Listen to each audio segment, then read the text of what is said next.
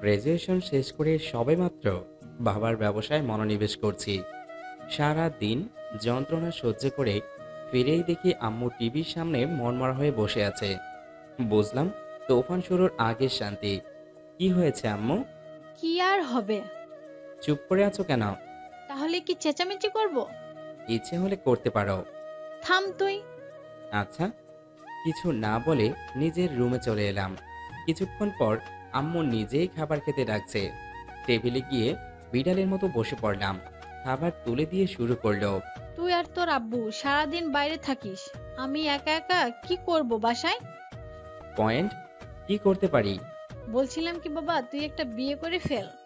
Girlfriend থাকলে বল, আমরা দেখে শুনে। কি শুরু করলে আম্মু? আছে নাকি কেউ? না। তাহলে চল কালকে আমরা মিথিলাদের বাসায় ঘুরে আসি। তোর মামা অনেক দিন ধরে ফোন দিচ্ছে যাওয়ার জন্য। তুমি যাও, আমি অফিস শেষ করে চলে আসব। আর আপাতত বিয়ে শাদী করার ইচ্ছে নেই।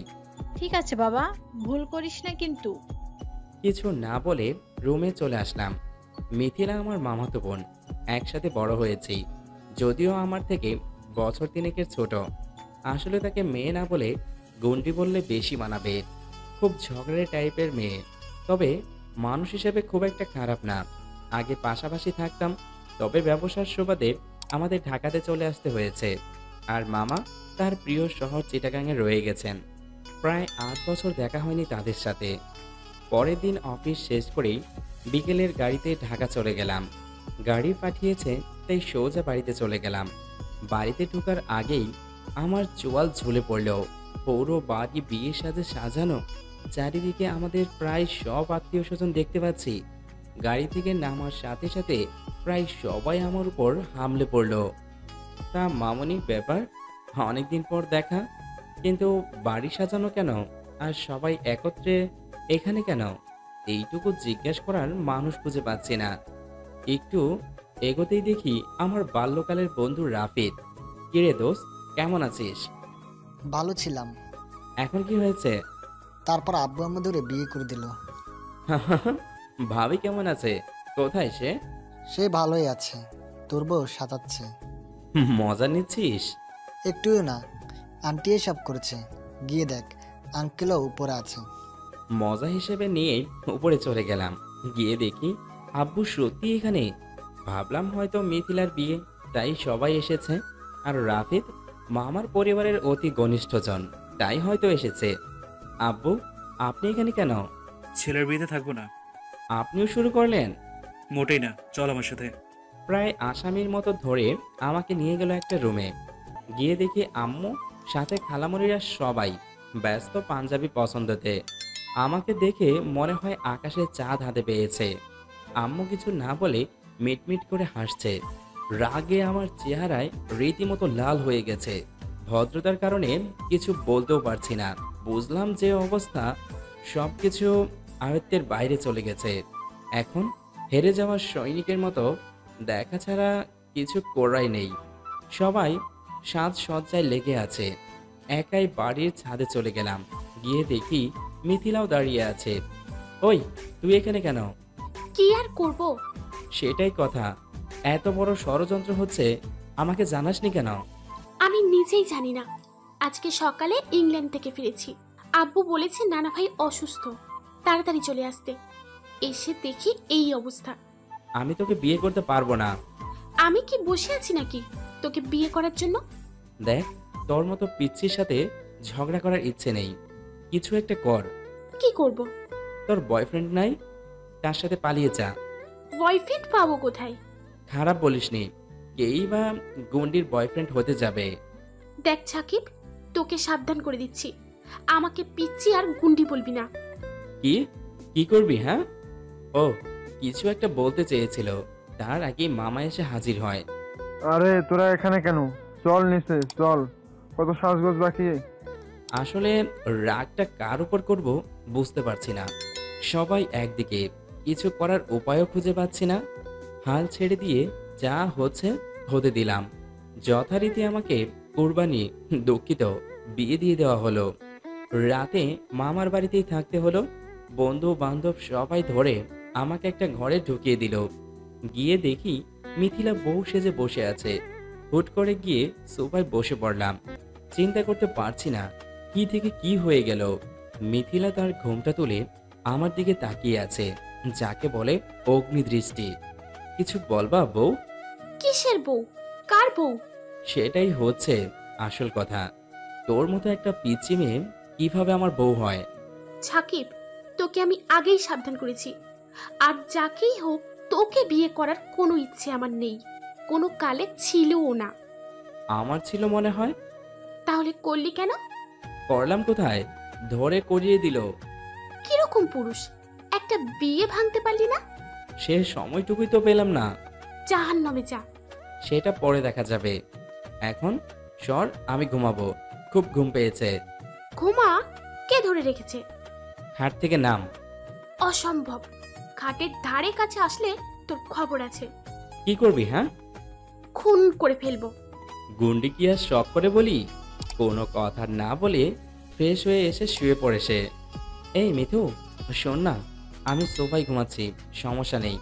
তবে ক্ষুদ্র পরিসরে একটা মানবিক আবেদন, তোর কোলবালিশটা একটু দিবি?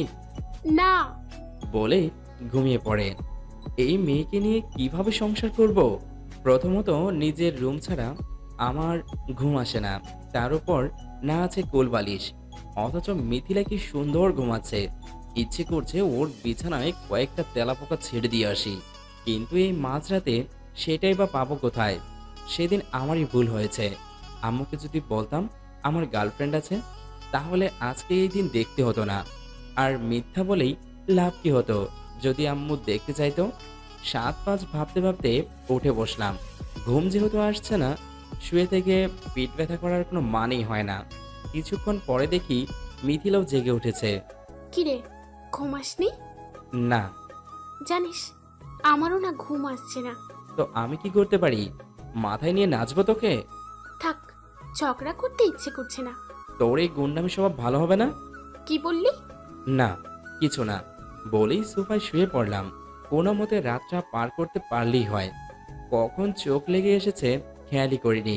সকালে ঘুম ভাঙলো পাখির কিচিরমিচির শব্দে। আড়মোড়া ছেড়ে উঠে দেখি মিথিলা আগেই ওয়াশরুমে গিয়েছে ফ্রেশ হতে। বারান্দার দিকে গেলাম। বাড়ির সামনে প্রচুর জায়গা। প্রকৃতির এত সুন্দর রূপ আগে এত কাছ থেকে দেখাই হয়নি। মিথিলা বেরিয়ে আমাকে ফ্রেশ হয়ে নিচে আসতে বলে নিচে চলে যায়। যথারীতি নিচে গিয়ে দেখি সবাই নাস্তার টেবিলে উপস্থিত। আব্বু, আম্মু, নানা, সাথে আরো অনেক আত্মীয় স্বজন। সবাই বাড়ি ফেরার আলোচনা করছে। চেয়ার টেনে বসে পড়লাম। খেয়াল করিনি পাশে মিথিলা বসে আছে। কোনো রকম নাস্তা শেষ করে নিজের রুমে, দুঃখিত, মিথিলার রুমে এসে বসলাম। আচ্ছা, বইয়ের রুমকে কি নিজের রুম ভাবা যাবে? চিন্তা করার আগেই সে এসে হাজির। এ কি আমাকে শান্তি দিবে না? চল, সবাই নিচে অপেক্ষা করছে আমাদের জন্য। হ্যাঁ চল। মামা বাড়ি, দুঃখিত, শ্বশুর বাড়ি থেকে বিদায় নেওয়ার সময় খেয়াল করলাম মিথু কি সাবলীলভাবে গাড়িতে উঠে বসলো। সবার থেকে বিদায় নিয়ে আমিও গাড়িতে উঠে বসা মাত্রই ঢাকার উদ্দেশ্যে রওনা দিলাম।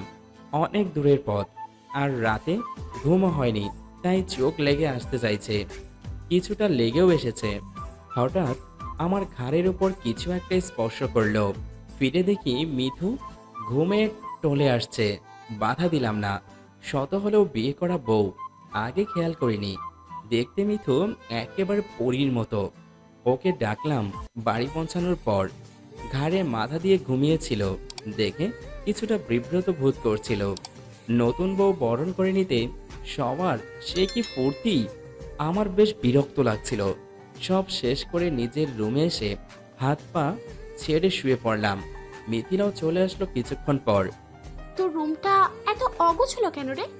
তাতে তোর কি? আমার কি মানে? দেখ, এটা আমার রুম, কিভাবে থাকবে সেটা আমি ঠিক করব। ও তাই? অবশ্যই। দাঁড়া, আমি ফুপিকে ডাকছি। ফুপি! এই থাম মিথু, ওই। গিয়ে ওর মুখ চেপে ধরলাম। নিজের কাছে কিছুটা বিব্রত লাগছে। সাথে সাথে আম্মু এসে হাজির। কিরে মা, কি হলো? আর সাকিব, তুই মিথিলার মুখ চেপে রেখেছিস কেন? ছেড়ে দিয়ে ঠায় দাঁড়িয়ে থাকলাম। দেখো না ফুপি, তোমার ছেলে বলছে আমাকে নাকি এই রুমে থাকতে দেবে না ও। কি, তুই এই কথা বলছিস? না আম্মু, আমি আসলে বলছিলাম মানে থাক মা, তুই আমার সাথে আয়, অনেক মেহমান এসেছে, তাদের সাথে পরিচয় করিয়ে দিচ্ছি। সে আম্মুর সাথে চলে গেল। আমি নিজের বিছানায় টান টান হয়ে শুয়ে একখানা গল্পের বই হাতে নিয়ে পড়তে লাগলাম। কিছুক্ষণ পর বন্ধুদের সাথে আড্ডা দিতে লাগলাম। রাতের খাবার শেষ করে নিজের রুমে এসে দেখি মিথিলা খুব সুন্দর করে রুম গুছিয়ে ফেলেছে। বিছানায় শুতে যাব তখন ঘটল যত বিপত্তি। এই থাম থাম, কি হয়েছে? আমি বিছানায় ঘুমাবো। তাই নাকি? ঘরটা কার? ফুপিকে ডাকবো? অবশ্যই। তুই না কত ভালো ছিলি আগে, এখন এমন করছিস কেন রে? এত কিছু বুঝি না, খাটে আমি ঘুমাচ্ছি, শুভরাত্রি বলেই শুয়ে পড়লাম। অসহায় হয়ে সে পাশে দাঁড়িয়ে থাকলো। এই সাকিব, হুম, শোন না, বল। তোর রুমে টেডি বিয়ার নেই? কি, এই জিনিস আমি কোথায় পাবো? আমি টেডি বিয়ার ছাড়া ঘুমোতে পারি না, অন্তত তোর কোলবালিশটা দে না। গতকাল দিয়েছিলি। প্লিজ দে না। এক কাজ কর, চাইলে বেড শেয়ার করতে পারিস। ও কিছু একটা ভাবলো, ভাবা শেষে পাশে শুয়ে পড়লো। কিন্তু লাইট অফ করতে পারবি না। লাইট অফ করে আমি তোর হাতে শহীদ হব? কি বললি তুই? কিছু না তো, ঘুমা। এক পাশে ও, আরেক পাশে আমি, মাঝখানে কোলবালিশ। মোটামুটি শীত পড়তে শুরু করেছে, শেষ রাতে বেশ ঠান্ডা পড়ে, তাই কম্বল গায়ে দিয়ে শুয়ে পড়লাম। হঠাৎ ঘুম ভেঙে গেল। বেশ ঠান্ডা লাগছে। উঠে দেখি পুরো কম্বল মহারানী একা দখল করে বসে আছে। ওর গায়ে টাচ করব, সে সাহসও পাচ্ছি না। ওকে ডাক দেওয়ার সিদ্ধান্ত নিলাম। মিথিলা। হুম। এই মিথু। কি হয়েছে? গরুর মতো চিল্লাচ্ছিস কেন? আমি গরু? গরুরও কিছুটা জ্ঞান আছে। কম্বল দে আমার। আমি কি করব তাহলে? কিভাবে বলবো? তুই এত কেয়ারলেস কেন? আমি কেয়ারলেস? নয়তো কি, বইয়ের জন্য একটু শীতও সহ্য করতে পারবি না? বউ তুই, তাও আমার। বিয়েটা কেন করেছিলি? কিছু না বলে শুয়ে পড়লাম। ওর সাথে কথা বলে কোনো লাভ নাই। প্রচণ্ড একরোখা টাইপের মানুষ, গায়ে কিছুটা উষ্ণ ভাব লাগছে। কিছুটা কম্বল আমাকে দিয়েছে তাহলে। যাক, যতটা গন্ডি ভেবেছিলাম ততটা নয় তাহলে। সকালে ঘুম থেকে উঠতে ইচ্ছেই করছে না, অথচ মিথু বারবার ডেকেই যাচ্ছে। এই সাকিব, সাকিব হুম। ওঠ, অনেক বেলা হয়ে গেল। তো উঠবি না তুই? হুম। ওর শব্দ থেমে গেল। ভাবলাম হয়তো হাল ছেড়ে দিয়েছে। আমি গভীর ঘুমে ডুব দিতে যাব, তার আগেই বান্দা আমার গায়ে এক জগ পানি ঢেলে দিল। হুমড়ি খেয়ে খাট থেকে উঠে পড়লাম। অন্যদিকে বউ আমার অট্ট হাসিতে ফেটে পড়ল। ঠোঁটের পাশের তিলটা মুগ্ধভাবে তাকিয়ে দেখছিলাম। তার কথায় বাস্তব জগতে ফিরে আসলাম। কি, উঠতে বলছিলাম না? আজকে তোর খবর আছে। খুনসুটি সবে শুরু করেছে। পাগলিটার আরো কত পাগলামি সহ্য করতে হবে বুঝতে পারছি না। নাস্তার টেবিলে গিয়ে বসলাম। পাশের চেয়ারটা আমার পিচ্চি বউ দখল করে নিয়েছে। কিছু বললাম না, সবার সামনে দেখে। সাকিব শোন। জি আব্বু। এই নে প্লেনের টিকিট, কালকে সকালে তোরা হানিমুনে যাচ্ছিস থাইল্যান্ডে। হালকা ধাক্কা খেলাম। এই মেয়েকে নিয়ে হানিমুন কিভাবে সম্ভব? মৃদু চোখে মুখে কিছুটা হাসি দেখতে পেলাম। সবাই হয়তো ভেবেছে ও খুব খুশি, কিন্তু আমি জানি এ হাসি খুব ভয়ঙ্কর। রুমে ফিরে চিন্তায় পড়ে গেলাম। আব্বু যেহেতু বলেছে ফাঁকি দেওয়ার কোনো উপায় নেই, কিন্তু একে নিয়ে তো মহা মুশকিল। আমার জীবনে এইরকম বিচ্ছু আর গুন্ডি মেয়ে একটাও দেখিনি। রুমে এসে শুরু করলো। তোর সাথে আমি হানিমুনে যাব না। কেন গো? কেন মানে? থাম তুই, তোর জন্য আমার এই অবস্থা। কিছু একটা কর না। আব্বু বলেছে কিছু করার নেই, ব্যাগ গুছিয়ে নে। আম্মু, আমাকে নিয়ে যাও। বলতে না বলতেই মামির দুঃখিত। এখন তো সে আমার শাশুড়ি, দিলেন ফোন। যদিও ফোন মিথুর, ধরলাম আমি। হ্যালো মিথু, না, সাকিব বলছিলাম মামি। কেমন আছিস বাবা? ভালো মামি, আপনার মেয়ে অনেক ভালো রেখেছে। পাশে থেকে মিথিলা এমনভাবে তাকাচ্ছে মনে হয় তার দৃষ্টিতে বহিষ্ভূত করে ফেলবে। তা বাবা, এখন তো একটু আম্মা ডাকতে পারিস। হ্যাঁ, অভ্যাস করে নেব। তোরা নাকি কালকে হানিমুনে যাচ্ছিস? আপনার মেয়ে যাবে না। নিন, মিতুর সাথে কথা বলুন। ওর হাতে ধরিয়ে দিয়ে রুম থেকে বেরিয়ে গেলাম। ছাদে চলে গেলাম। আকাশটা খানিকটা মেঘলা, বৃষ্টি নামতে পারে। ভালোই হলো, অনেকদিন বৃষ্টিতে ভেজা হয় না। দোলনায় বসতে না বসতেই বৃষ্টি নামতে শুরু করলো, যাকে বলে কুকুর বিড়াল বৃষ্টি। গা ছেড়ে দিলাম। ভালোই লাগছিল, যতক্ষণ না পর্যন্ত আমার গুন্ডা বউটা এসে হানা দিল। জানিস, অনেকদিন পর আজকে বৃষ্টিতে ভিজতে ইচ্ছে হলো। কেন? ইচ্ছে ছিল বরকে নিয়ে কাক ভেজা ভিজবো, তবে তোর মতো ক্যাবলাকান্তকে দিয়ে এসব হবে না। তোর মতো পিচ্ছির সাথে ভেজার কোনো ইচ্ছেই নেই বলে নিচে চলে আসলাম। যাকে নিয়ে বৃষ্টিতে ভিজতে ইচ্ছে করছে না, তার সাথে হানিমুনে যেতে হচ্ছে। হে উপরওয়ালা, এই ছিল তোমার মনে? কাল থাইল্যান্ড যেতে হচ্ছে হানিমুনে। একরকম জোর করে পাঠাচ্ছে বাবা। বিন্দু পরিমাণ ইচ্ছে নেই এহেন গুন্ডি বউ নিয়ে হানিমুনে যেতে। যেহেতু বাবা বলেছে, তাই ফাঁকি দেওয়ার উপায় বের করা মুশকিল। সন্ধ্যার দিকে জিনিসপত্র গোছানো শুরু করতে যাব। ওয়ারড্রোব খুলে দেখি আমার অর্ধেক জামা কাপড় হাওয়া। সেখানে বউ আমার সযত্নে নিজের শাড়ির দোকান বসিয়েছে। রাগে ফেটে পড়লাম। মিঠু, সমস্যা কি তোর? হ্যাঁ, আমার বাকি জামা কাপড় কোথায়? ফুপির কাছে দিয়ে এসেছি। আমার ড্রয়ারে হাত দিয়েছিস কেন? তো তো মানে সাহস হলো কেমন করে? আমি না তোর বউ? বউ তো কি? হয়তো বুঝেছে রাগ করেছি, তাই কথা না বাড়িয়ে আম্মুর কাছে গিয়ে জামা কাপড়গুলো শোভন বালিকার মতো নিয়ে আসলো। ব্যাগ গুছিয়ে নে। সে কোনো কথা না বলে ব্যাগ গোছানো শুরু করলো। আমার প্রায় শেষ। ব্যাগে বিন্দুমাত্র জায়গা নেই। এখন বাঁধলো মহা বিপত্তি। ট্রাউজার আর গেঞ্জি নেওয়া হয়নি।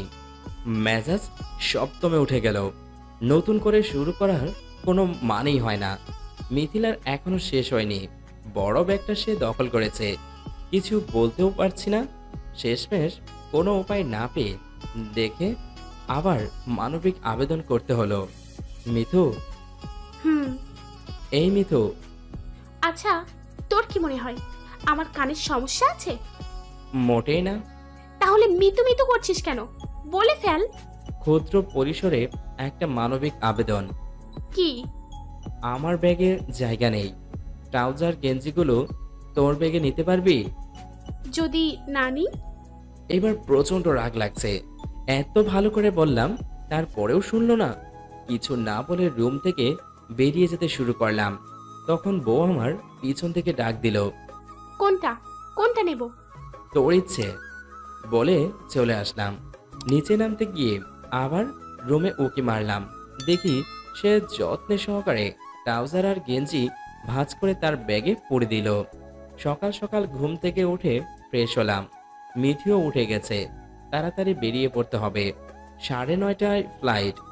আকাশি রঙের শার্ট গায়ে দিয়ে যাব। এর মধ্যে মিথু বলল, তোর কালো রঙের শার্ট নেই? আছে। কেন? সেটা পর না, তোকে সুন্দর লাগবে। মিথুর এই কথা বলছে, ভাবতেই অবাক লাগছে। বলেছে যখন ড্রয়ার থেকে কালো শার্টটা বের করে পড়লাম। তাই হাতে নিয়েছি। নট বাঁধতে যাব। দে, আমি বেঁধে দিচ্ছি। বাধ্য ছেলের মতো কিছু না বলে দাঁড়িয়ে রইলাম। নট বাঁধা শেষ করে সে বলল, দেখ, তোকে অনেক সুন্দর লাগছে। আমি বরাবর নিজের উপর উদাসীন টাইপ পাবলিক, তাই আয়না দেখতে ইচ্ছে হলো না। একটু পরে বান্দা জেল আর চিরুনি নিয়ে এসে চুলগুলোর একটা হ্যাস্ত ন্যস্ত করে দিল। যত সময় যাচ্ছে তত বেশি অবাক লাগছে। রুম থেকে বের হওয়ার জন্য পা বাড়ালাম। পিছন থেকে মিথু ডাকলো, সাকিব, বল। শাড়িটা একা পরতে পারছি না, একটু হেল্প করবি? আমি হ্যাঁ। পারি না তো। বেশি কিছু না, শুধু কুচিগুলো একটু ধরলেই হবে। গেলাম। সাথে সাথে হাতে শাড়ির কুচি ধরিয়ে দিল। সুদীর্ঘ 9 মিনিটের চেষ্টার পর তার শাড়ির কুচি ঠিক করতে সফল হলাম। সাজসজ্জা শেষ। নেহাত আমি কবি নয়, হলে হয়তো ওর রূপ দেখে এখনো সাহিত্যর রচনা বসে যেতাম। প্রথম লক্ষ্য করলাম ওর চোখে ভিন্ন রকম একটা মায়া আছে। আব্বু আম্মুর দোয়া নিয়ে বেরিয়ে পড়লাম। এয়ারপোর্টে পৌঁছাতে পৌঁছাতে 8:30 বেজে গেল। গিয়ে শুনি ফ্লাইট ডিলে হবে 1 ঘন্টার মতো। কিছু করার নেই, ওয়েটিং রুমে বসে আছি।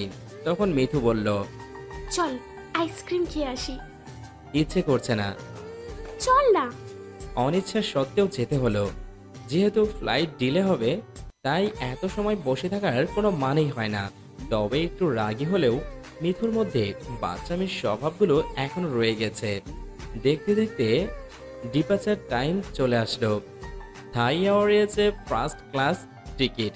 দীর্ঘ যাত্রা শেষে গিয়ে নামলাম থাই এয়ারপোর্টে, যেখান থেকে ট্যাক্সি যোগে সোজা সেন্টার গার্ড বিচ রিসোর্টে উঠলাম। অসাধারণ জায়গা। রিসোর্টের সামনে বিশাল এক সুইমিং পুল, আর একটু সামনে বিচ, তারপর সুবিশাল সমুদ্র।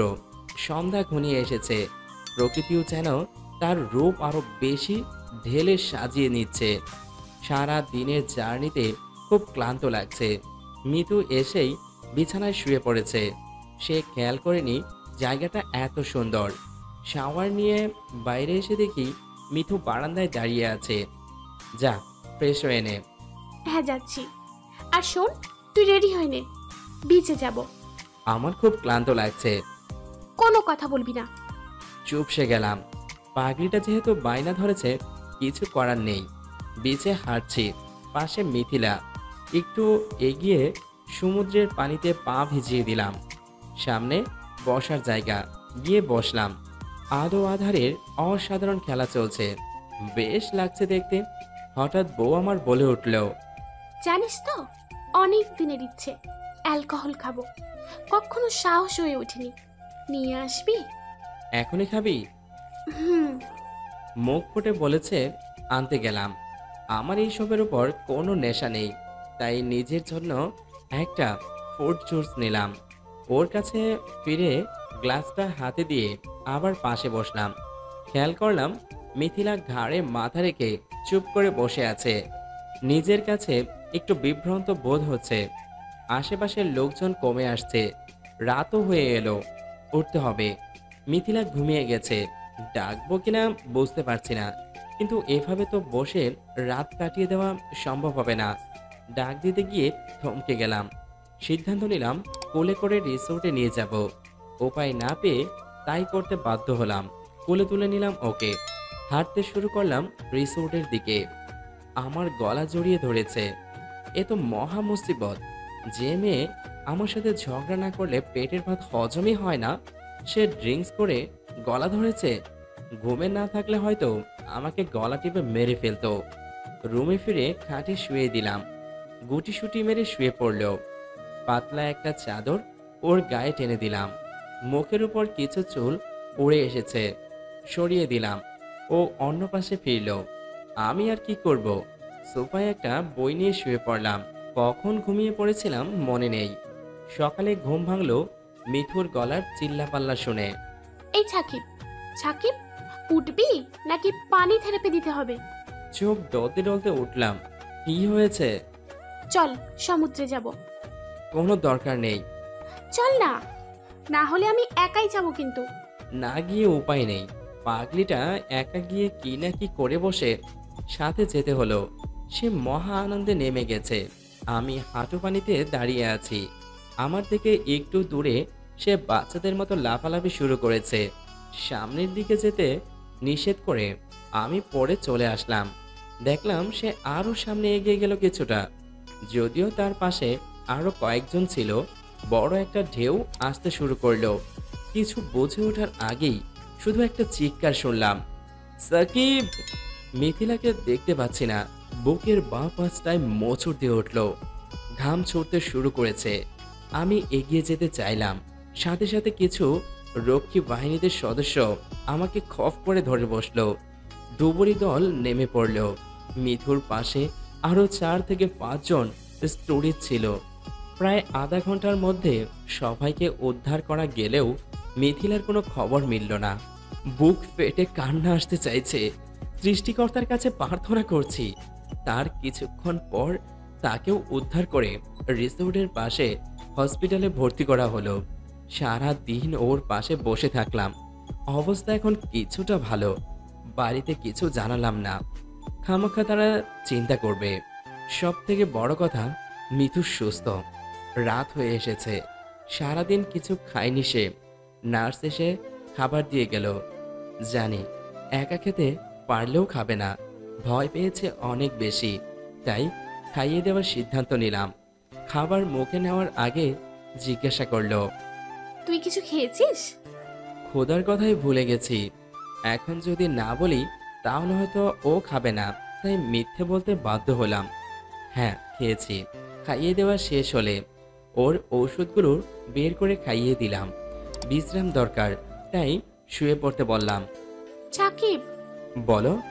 আমার পাশে একটু থাকবি? খুব ভয় করছে। তুই ঘুমো, আমি পাশে আছি। চেয়ারটা আরেকটু পাশে টেনে নিয়ে বসলাম। ও আমার হাতটা ধরে ঘুমিয়ে পড়ল। যত দিন যাচ্ছে পাগলিটা তত আপন করে নিচ্ছে। সকাল হয়ে গেছে, পাগলিটা এখনো হাত ধরে ঘুমিয়ে আছে। চেহারাটায় খানিকটা শুকিয়ে গিয়েছে। যাবেই না বা কেন? হয়তো আরো ভয়ঙ্কর কিছু ঘটে যেতে পারত। সৃষ্টিকর্তার কাছে লক্ষ লক্ষ শুক্রিয়া, তেমন কিছু হয়নি। বেচারির জন্য খুব মায়া লাগছে। আজকে রিলিজ দিয়ে দেওয়ার কথা। মিথিলা এখনো ঘুম থেকে জাগেনি, হাত ধরে ঘুমিয়েছে। কোথাও যেতে পারছি না। আমার মতো ছন্ন ছাড়া মানুষ কারোর জন্য চিন্তা করছে, ভাবা যায় না। কিছু সময় পর সে নিজে জেগে উঠল। তুই রাতে ঘুমাসনি? না, ডক্টর এসে আরেকবার রিপোর্ট দেখে আমাকে তার চেম্বারে ডাকলো। ওর পাশ থেকে উঠে গিয়ে ডাক্তারের সাথে দেখা করতে গেলাম। তার ভাষার সারাংশ হলো, চাইলে পেশেন্টকে নিয়ে আজকে দুপুরের পরে চলে যেতে পারি। কেবিনে ফিরে মিথিলাকে জানালাম। সে বলল ঠিক আছে। নার্স এসে নাস্তা দিয়ে গেল। উঠে বসেছে পাগলিটা। ভাবলাম নিজে খেতে পারবে। আবার কি মনে করে যেন নিজে খাইয়ে দেওয়ার সিদ্ধান্ত নিলাম। চেয়ার টেনে কাছে গিয়ে বসে খাইয়ে দিতে শুরু করলাম। তুই এত ভালো কেয়ার নিতে পারিস, জানতাম না তো। ওর কথায় খুশি হব না রাগ করব বুঝতে পারছি না। কোনো কথা বলবি না। জানিস কত হেনস্থ হতে হয়েছে। যদি ভালো মন্দ কিছু একটা হয়ে যেত। তুই আছিস না, কিচ্ছু হবে না। আর কিছু বললাম না। চুপ করে খাওয়ানো শেষ করে উঠে ওয়াশরুমে গিয়ে ফ্রেশ হয়ে আসলাম। মিথু আবার ডাকলো। সাকিব, কালকে যদি আমার কিছু একটা হয়ে যেত, কি করতি? আমি বেঁচে যেতাম। হাসতে শুরু করেছে পাগলিটা।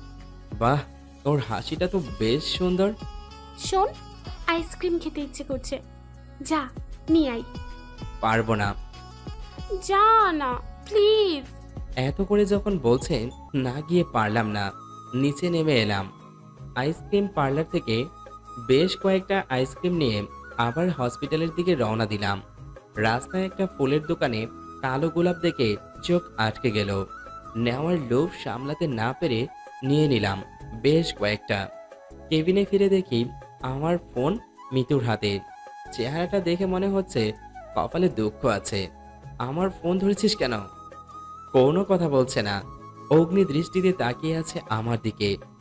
তোর ফোনে ইহিতা নামের ফোল্ডারে একটা মেয়ের এতগুলো ছবি কেন? কি বলবো কিছু খুঁজে পাচ্ছি না। কিছু একটা বলতে হবে। তাতে তোর কি? আমার কি মানে? আমার বরের ফোনে অন্য মেয়ের ছবি আমি সহ্য করবো ভেবেছিস? সিরিয়াসলি? আচ্ছা বাদ দে এসব, অনেক বড় কাহিনী, পরে এক সময় বলবো। এই নে তোর আইসক্রিম। ফুলগুলো কি ইতিহার জন্য কিনেছিস? কি যাতা শুরু করেছিস? তোর জন্য এনেছি। দিনে দুপুরে এত বড় মিথ্যা কিভাবে বললাম? সত্যি? হুম। জানিস, আমার কালো গোলাপ অনেক পছন্দ। যাক, কিছু একটার সাথে মিলে আছে তাহলে। কপাল ভালো ছিল, আইসক্রিমের সাথে কালো গোলাপের সুবাদে এ যাত্রা বেঁচে গেলাম। মিথুকে নিয়ে রিসোর্টে ফিরেছি। রুমে ফিরে এসে আবার ঘুমিয়েছে। যদিও বেশি সময় না, উঠে আবার বায়না ধরলো সে শপিং করতে যাবে। এ কি মুসিবত! সারা রাত দু চোখের পাতায় এক করতে পারিনি। একটু ঘুমাবো, তার কোনো উপায় দেখতে পাচ্ছি না, কিছুই করার নেই, তাই তৈরি হয়ে সাথে নিয়ে বেরিয়ে পড়লাম। সে তো মহা খুশি, দেখে মনে হবে না গতকাল তার উপর দিয়ে কত বড় একটা বিপদ চলে গেছে। মার্কেটে গিয়ে তার কেনাকাটার অবস্থা দেখে আমার অবস্থা ছেড়ে দে বাপ, কেঁদে বাঁচি এইরকম হাল হয়ে গেল। আমার 2 হাত ভর্তি ব্যাগ ধরিয়ে দিয়ে সে এটা ওটা কিনেই চলেছে। হুট করে সে এক শপে ঢুকে কি যেন খুঁজতে থাকে। আমি বারবার জিজ্ঞাসা করে যাচ্ছি, কি খুঁজছিস? তার কোনো সাড়া নেই। একটু সামনে গিয়ে সে দাঁড়ায়। সাকিব, হুম। এদিকে আয়। কাছে গিয়ে জিজ্ঞাসা করলাম, কি হয়েছে? এই জ্যাকেট দুটো দেখ না। গরমের মধ্যে তুই জ্যাকেট দিয়ে কি করবি? আরে বোকা, আমাদের দেশে তো শীত চলছে, গিয়ে লাগবে না? দেখ কেমন লাগে। তাকিয়ে দেখি জ্যাকেট একটা ছেলেদের আরেকটা মেয়েদের। একটা ছেলে লেখা দ্য কিং, আরেকটাই লেখা পিছনে দ্য কুইন। মনের অজান্তেই একটু হেসে উঠলাম। আমার গন্ডি বউটা এত রোমান্টিক! বাহ! মার্কেট শেষ করে একটা রেস্টুরেন্টে বসলাম ডিনার করতে। খাবার অর্ডার করে আনমনে বসে ফোন ঘাটাঘাটি করছি। এর মধ্যে মিঠু ডাক দিল। সাকিব, বল। ওই মেয়েটাকে দেখ। ফোনের দিকে চেয়ে থেকে বললাম, কোনটা? আরে ওই যে আমাদের সামনের টেবিলে। এক রাশ বিরক্ত নিয়ে মাথা তুলে দেখি ইহিতার সাথে আবির ডিনার করছে। আকাশ থেকে পড়লাম, এই মেয়ের সাথে আমার গত 6 বছর কোনো দেখা নাই। অনেক খুঁজে ক্লান্ত হয়ে প্রায় আশা ছেড়ে দিয়েছি। ভাগ্যের কি নির্মম পরিহাস! মিঠুর কথায় বাস্তবে ফিরে আসলাম। এই মেয়ের ছবি তো তোর ফোনে আমি দেখেছি। এড়িয়ে যেতে চেষ্টা করলাম। আরে না, তুই অন্য মেয়ের ছবি দেখেছিস? ওর নাম ইহিতা, ঠিক? হাল ছেড়ে দিয়ে বললাম, হ্যাঁ। এই মেয়ের সাথে তোর কি যেন একটা চক্কর ছিল এক সময়, ঠিক? হ্যাঁ। তাহলে ফুপিকে জানাসনি কেন? সে এক ইতিহাস। তোর ইতিহাসের গুলি মারি। চল কথা বলে আসি। ইচ্ছে নেই। কি বললি? বলেছি ইচ্ছে করছে না। মিঠু কেন জানি আর জোর করলো না। খাবার চলে আসলো, কেন যেন মোডটা চেঞ্জ হয়ে গেল। কোনো রকম খাবার শেষ করে মিঠুকে নিয়ে রিসোর্টে চলে আসলাম। রাত হয়ে গেছে অনেকটা। মিঠু ঘুমোচ্ছে। আমি একা বারান্দায় দাঁড়িয়ে তাকিয়ে আছি বিশাল জলরশ্মির দিকে। ভাবছি ইতিহার কথা। মনের অজান্তে চোখ দিয়ে এক ফোঁটা জল চিবুক বেয়ে গড়িয়ে পড়ল। হঠাৎ কে যেন কাঁধের উপর হাত রাখলো। তাকিয়ে দেখি মিতু কখন ঘুম থেকে উঠে আমার কাছে চলে এসেছে, খেয়ালই করিনি। মন খারাপ? হুম। অনেক ভালোবাসতে ইহিতাকে? কিছু বললাম না। গিয়ে পাশাপাশি দুটো রকিং চেয়ারে একটাতে গা হেলিয়ে দিলাম। মিথু পাশের চেয়ারটাতে এসে বসলো। এই সাকিব, বল। কি হয়েছিল ওর সাথে? বাদ দে, ওর বিষয়ে কথা বলতে ভালো লাগে না। আচ্ছা চল, ঘুমাবি না? গতকাল ঘুমাসনি একটু। আমি উঠে খাটের এক পাশে শুয়ে পড়লাম। সে এসে আরেক পাশে শুয়ে পড়ল। ঘুম আসছে না কোনো মতেই। পুরনো স্মৃতিগুলো নিয়ে মস্তিষ্কের প্রতিটি কোষ নিজেদের বিরুদ্ধে বিদ্রোহ শুরু করেছে। মাথায় হাতের স্পর্শ পেলাম। মিথু পরম যত্নে হাত বুলিয়ে দিচ্ছে। দেখতে দেখতে ঘুম চলে আসলো। সকালে বেলা করে ঘুম থেকে উঠলাম। আজ আর মিথিলা বিরক্ত করেনি। কি মনে করে ওপরওয়ালা মালুম। ওঠার সাথে সাথে দেখি বান্দা চায়ের কাপ নিয়ে হাজির। শুভ সকাল। আজ এত ভালো হয়ে গেলি? আমি বরাবরই ভালো। একটু হাসলাম। চা শেষ করে ফ্রেশ হয়ে মিথুকে নিয়ে নিজেই বিচে ঘুরতে বের হলাম। পাগড়িটা আজকে ইচ্ছে করেই হাত ধরে হাঁটছে। ভালো লাগছে। চারিদিকের পরিবেশটা অসাধারণ। একটু এগিয়ে গিয়ে বসলাম দুজনে। সামনে সরু কিছুটা রাস্তা। আনমনে তাকিয়েছিলাম নীল সমুদ্রের দিকে। হঠাৎ কে যেন বলল, আরে সাকিব না? বামে ঘুরে দেখি আবির, এক সময়কার পরিচিত ভাই। জি ভাইয়া, কেমন আছেন? হ্যাঁ ভালো। কবে এসছো? এই তো অল্প কয়েকদিন হলো। আপনি কি এখানে আছেন? হ্যাঁ আসলে দেশে যাওয়া হয় না তো অনেক দিন হলো, তাই তোমার সাথে কোনো যোগাযোগ ছিল না। ও ভাইয়া, পরিচয় করিয়ে দেই। এই হচ্ছে আমার মিসেস মিথু, আবির ভাই। টুকটাক কথা বলছিলাম। হঠাৎ আবির ভাইয়া বলল, চলো আমাদের বাসায় চলো। কথা শেষ করার আগেই কোথা থেকে যেন মিম চলে আসলো। এই আবির, আরে মিম, সাকিব কেমন আছিস? যেভাবে দেখতে চেয়েছিলি। চুপ করে যায় মিম। নীরবতা ভেঙে মিথু।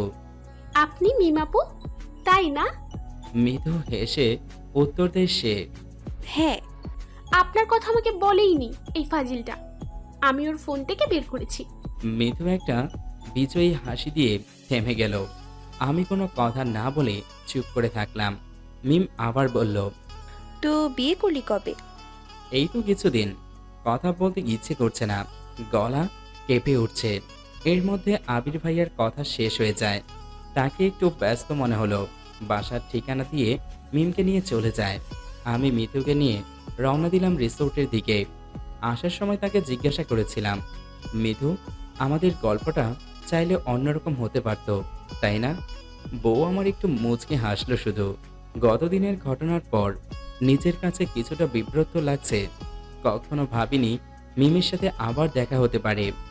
রাতে ভালো ঘুম হয়নি, ঘুমাতে হবে। বিছানায় টান টান হয়ে শুয়ে পড়লাম। মিথু রেডি হয়ে কোথায় যেন বের হবে, আয়োজন করছে। ভাবলাম কপাল হয়তো আজকেও পড়েছে। ঠিক মতো ঘুমানোর সুযোগ পাচ্ছি না, চোখ লেগে আসতে শুরু করেছে। তখন মিথু ডাকলো, সাকিব, ঘুমিয়েছিস? হুম। কি শোন, আমি একটু বাইরে যাচ্ছি, ঘন্টাখানেকের মধ্যে ফিরবো, তুই ঘুমো। হুম। আর শোন, তোর জন্য একটা সারপ্রাইজ আছে। ঘুমের মধ্যে আর কিছু বলছিলাম কিনা মনে পড়ছে না। গভীর ঘুমিয়ে তলিয়ে গেলাম। আজকাল আমি দিবা স্বপ্ন দেখতে শুরু করেছি। দেখলাম আমি আর মিথু কোনো এক পাহাড়ে ঘুরতে গিয়েছি। হঠাৎ সে আমার হাত ফসকে এক খাদে পড়ে গেল। শুধু একবার তার চিৎকার শুনলাম, তারপর চারিদিকে নিস্তব্ধ হয়ে আসলো। আমি অতলে হারিয়ে যেতে শুরু করলাম। কে যেন আমার হাত ধরে টেনে তোলার চেষ্টা করছে। চেহারা ঝাপসা, ঠিকমতো বুঝতে পারছি না। এইটুকু দেখার পর আর ঘুমিয়ে থাকতে পারলাম না। লাফ দিয়ে উঠে বসলাম। হার্টবিট অনেকটা বেড়ে গেছে। পাশে রাখা গ্লাস থেকে পানি খেয়ে কিছুটা স্বস্তি ফিরে পেলাম। কত সময় ঘুমিয়েছি, ঘড়ির দিকে তাকিয়ে দেখি প্রায় 2 ঘন্টার অধিক হয়ে গেছে। মিথু বলে গেল কোথায় যেন যাবে, সে এখনো ফিরে আসেনি। চিন্তা লাগছে। ফোন দিলাম। হ্যালো মিথু, কোথায় তুই? এই তো এসে পড়েছি, রিসর্টের পাশেই। আর কিছু বললাম না, ফোন কেটে দিয়ে ওয়াশরুমে চলে গেলাম শাওয়ার নিতে। বেশ লম্বা সময় শাওয়ার নিয়ে বের হলাম। সাথে সাথে কলিং বেলে চাপ পড়লো। ভাবলাম হয়তো মিথু চলে এসেছে। রুমের দরজা খুলে দিয়ে বললাম, কোথায় গিয়েছিলি? হ্যাঁ, এত লেট হলো কেন ফিরতে? এবার উপরে তাকালাম। আমার শির দ্বারা দিয়ে শীতল স্রোত বয়ে গেল। মিথু একা না, তার সাথে মিমও দরজার সামনে দাঁড়ানো। রিসোর্টের বারান্দায় বসে আছি। পিন পতন নীরবতা, কেউ কোনো কথা বলছে না। আমার আসলে রাগ করা উচিত কিনা বুঝে ওঠার চেষ্টা করছি। মিথিলা নীরবতা ভাঙে। সাকিব, কফি খাবি? মিম, তুমি? আমি এবার মিথুর দিকে পুর দৃষ্টিতে তাকালাম। সে হুট করে কফি আনতে বেরিয়ে গেল। রুমে আমি আর মিম। আমি বুঝে উঠতে পারছি না মিথিলা আমার বউ হয়ে মিমকে কেন বাসায় নিয়ে আসলো, আর এখন একা রেখে কেন বাইরে গেল। আসলেও চাচ্ছেটা কি? মিম এবার কথা বলতে শুরু করলো। কেমন আছিস সাকিব? ভালো থাকার কথা ছিল। তোর পেঁচিয়ে কথা বলার অভ্যাসটা এখনো রয়ে গেল। অনেক অভ্যাস এখনো আগের মতোই আছে। বিন্দু পরিবর্তনও হয়নি বা করার চেষ্টাও করিনি। বিয়েটা কি ইচ্ছে করে করেছিস? তোর কি তাই মনে হয়? এখন আর আগের মতো কিছু মনে করতে ইচ্ছে হয় না রে। কিছু একটা বলতে চেয়েছিলাম, তার আগেই মিথু কফি নিয়ে হাজির। কফি রেখে সে আবার কোথায় যেন যাওয়ার উদ্দেশ্যে পা বাড়িয়েছে। কোথায় যাচ্ছিস তুই? 1 মিনিট অপেক্ষা কর। সে রুমে চলে গেল। নিজের ব্যাগ বের করে কি যেন খুঁজতে লাগলো। আমি তীক্ষ্ণ দৃষ্টিতে ওর দিকে তাকিয়ে আছি। কি যেন একটা বের করে আবার আমাদের কাছে ফিরে আসলো। হ্যাঁ, কি যেন বলছিলি সাকিব? কিছু না বলে ওর হাতের দিকে লক্ষ্য করলাম। এ কি, আমার ডায়েরি ওর হাতে কেন? এই ডায়েরিতে তো গত 6 বছর আমি নিজেই খুলিনি। মিথু, এটা তোর কাছে কেন? কোনটা? ডায়েরিটা। ও এইটা? তোর ওয়ার্ড্রপ থেকে জামা কাপড় সরাতে গিয়ে পেয়েছিলাম। ধরেছিস কেন? কি বলিস? আমি না তোর স্ত্রীর এইটুকু অধিকার কি আমি সংরক্ষণ করি না? কিছু বললাম না, চুপসে গেলাম। যেহেতু ডায়েরিটা মিথিলার হাতে, সুতরাং মিম সম্পর্কে কিছুই তার অজানা থাকার কথা না। এবার মিম শুরু করলো। আচ্ছা, তোমাদের সম্পর্ক এরকম কেন? মনে হয় ইঁদুর বিড়ালের মতো সারা দিন ঝগড়া করো। আমি কিছু একটা বলতে চেয়েছিলাম, তার আগেই মিথিলার জবাব দিল। আসলে ব্যাপারটা হচ্ছে, আমার কোনো ইচ্ছেই ছিল না এই কবে থেকে বিয়ে করার, কিন্তু ফ্যামিলি হুট করে বিয়ে দিয়ে দিল। বিয়ের 4 ঘন্টা আগে শুনলাম আজকে আমার বিয়ে। ব্যাপারটা অসাধারণ না? মিম একটু হাসলো। এবার আমি শুরু করলাম। আমি কি তোকে বিয়ে করার জন্য বসেছিলাম? তুই তো 4 ঘন্টা সময় পেয়েছিস, আর আমি তো বিয়ের আসরে গিয়ে শুনেছি আমার বিয়ে। মিম এবার খিলখিল করে হেসে উঠল। ওর হাসিটা আগের মতোই আছে। মিথু আবার শুরু করলো। আচ্ছা বাদ দে, ডায়েরিতে তুই 11 পৃষ্ঠার পর আর কিছু লিখিসনি কেন? চুপ করে থাকলাম। আসলে আমি কখনো চাইনি এই ডায়েরিটা কারো হাতে পৌঁছক, আর পড়া তো দূরেই থাক। মিথুর কথায় ভাবে যা বোঝা যাচ্ছে, সে শুধু ডায়েরিটা পড়েনি, সকল কাহিনী আদি অন্ত বুঝে ফেলেছে। আর সেই সুবাদে আজকে মিম আমার সামনে হাজির। কি দরকার ছিল সেদিন রেস্টুরেন্টে ডিনার করা? কি দরকার ছিল আবির ভাইয়ের সাথে পরের দিন দেখা হওয়া? দেখা হলো ভালো, বাসার ঠিকানা কেন দিল? আর আমি বা কেন সেটা মিথুর কাছে রেখে দিলাম? কথাগুলো মনে পড়লে নিজের মাথা দেওয়ালের সাথে ঠুকতে ইচ্ছে করছে। মিথুর কথায় আবার বাস্তবে ফিরে আসলাম। মিম, ডায়েরিটা তুমি দিয়েছিলে এই বানরটাকে? হ্যাঁ। কিন্তু দেখেছ, গভীরটা শুধুমাত্র 11 পৃষ্ঠা লিখে আর মনে হয় ছুঁয়েও দেখেনি। মিম এবার বলতে শুরু করে। জানো মিথিলা, সাকিব আমার খুব ভালো বন্ধু ছিল। অনেকটা সময় একসাথে পার করেছি, হাই স্কুল, কলেজ, ইভেন ভার্সিটিও কিছুটা সময়। আমার থেকে ভালো মনে হয় পাগলটাকে কেউ চিনবে না। ওর পছন্দ অপছন্দ, রাগ, অভিমান, প্রতিটি জিনিস খুব কাছ থেকে দেখেছি। জানি না সেই সময়ের মধ্যে সাকিব কখন এত কাছে চলে এসেছে, আমিও বুঝতে পারিনি। অনেক চমৎকার সময় একত্রে পার করেছি। জানি মিম, তোমাদের গল্পটা চাইলে ভিন্ন রকম হতে পারত। আসলে ততটা সহজ ছিল। আমি আবিরকে দেওয়ার কথা কোনো মতেই ফেলতে পারতাম না, আর সাকিবের আশেপাশে থাকলে কোনো দিন আমার পক্ষে সম্ভব হতো না। তাই পালিয়ে এসেছি অনেক দূরে। জানি আমাকে অনেক খুঁজেছে সে, কষ্টও পেয়েছে, নেহাত কম নয়। আমি নিরুপায় ছিলাম। মিমের গলা কেঁপে উঠছে কথা বলতে গিয়ে, তাই আর সামনে এগোতে চাইলাম না। আচ্ছা, এসব বাদ দে। তারপর মিম, বিয়ে করলি কবে? এই তো 6 মাসের মতো। দেশ থেকে আসার পর ইতালি ছিলাম মামার কাছে। অনেক দিন আবিরের সাথে যোগাযোগও করিনি। তারপর হঠাৎ বিয়ে করার সিদ্ধান্ত নিয়ে নিলাম। ভালো তো। মিথু আবার কোথায় যেন যেতে উঠে গেল। এবার সে একা নয়, মিমও উঠলো তার সাথে। আমি ভাবলাম হয়তো মিমের তাড়া আছে, তাই ওর চলে যেতে হবে। কিন্তু মিথু কোথায় গেল? একা বসে থাকলাম বারান্দায়। একটু পরে দেখি দুজন আবার ফিরে এসেছে। উভয়ের মুখে বিজয়ের হাসি। একটু সামনে এগিয়ে হামলে পড়ল আমার উপর। মিমের হাতে কেক। মিথু পার্টি স্প্রে দিয়ে আমাকে প্রায় ঢেকেই ফেলেছে। ওহ, ভুলে গিয়েছিলাম আজকে আমার জন্মদিন। আসলে এইসব ব্যাপারে আমার তেমন কোনো আগ্রহ নেই। এজন্যই তাহলে মিথিলা বলেছিল আমার জন্য সারপ্রাইজ আছে। আর মিমের সাথে আবার দেখা হওয়ার চাইতে বড় সারপ্রাইজ আর কি বা হতে পারে? মিথু চিৎকার করে বলে উঠল। Happy birthday Shakib.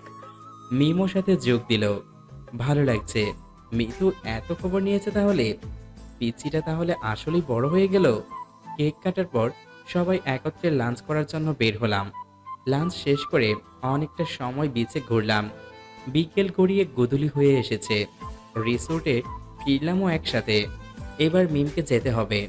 অনেক কথা বলার ছিল তাকে, তবে কেন জানি আর ইচ্ছে করল না। উঠে দাঁড়িয়েছে সে। সাকিব, হুম। একটা কথা রাখবি? কি? ডায়েরিটা আমাকে দিবি? আমি মৃদু হাসলাম। যার জিনিস তার কাছে থাকা ভালো। মিথুর কাছ থেকে ডায়েরিটা নিয়ে তাকে ফিরিয়ে দিলাম। কেন যেন চোখটা ভিজে আসতে চাইছে বড্ড জোর করে। বুকের বাঁ পাশটায় চিনচিন ব্যথা অনুভব হচ্ছে। আর কথা না বলে মিম পা বাড়ালো চলে যাওয়ার জন্য। যাবার আগে মিথিলাকে শুধু একটা কথা বলে গিয়েছিল, পাগলটাকে আগলে রেখো। বারান্দায় আবার গিয়ে দাঁড়ালাম। রিসোর্টের সামনের সরু রাস্তা দিয়ে হেঁটে যাচ্ছে মিম। বাতাসে তার চুল উড়ছে। হয়তো এই শেষবার, আর কোনোদিন দেখা হবে না তার সাথে। সর্বশেষ স্মৃতিটুকু ফিরিয়ে দিলাম। মিথিলা খুব কাছে এসে দাঁড়ালো। একটু হাসি দিয়ে বললাম, কিছু ভালোবাসার সমাপ্তি অপূর্ণ থেকে যায়, তাই না? হ্যাঁ, তবে সেটুকু পূর্ণ করার জন্য আমি আছি। রাত হয়ে এসেছে। ডিনার শেষ করে সোফায় এসে চোখ বন্ধ করে বসলাম। খুব মাথা ব্যথা করছে। মিথিলা এসে আমার পাশে বসলো। সাকিব, বল। তুই ঠিক আছিস? হ্যাঁ। চোখ বন্ধ করে আছিস কেন? মাথা ব্যথা করছে খুব। তোর মাথা মেসেজ করে দেব? কিছু বললাম। আগের মতো চুপ করে বসে থাকলাম। মাথায় কোমল হাতের স্পর্শ পেলাম।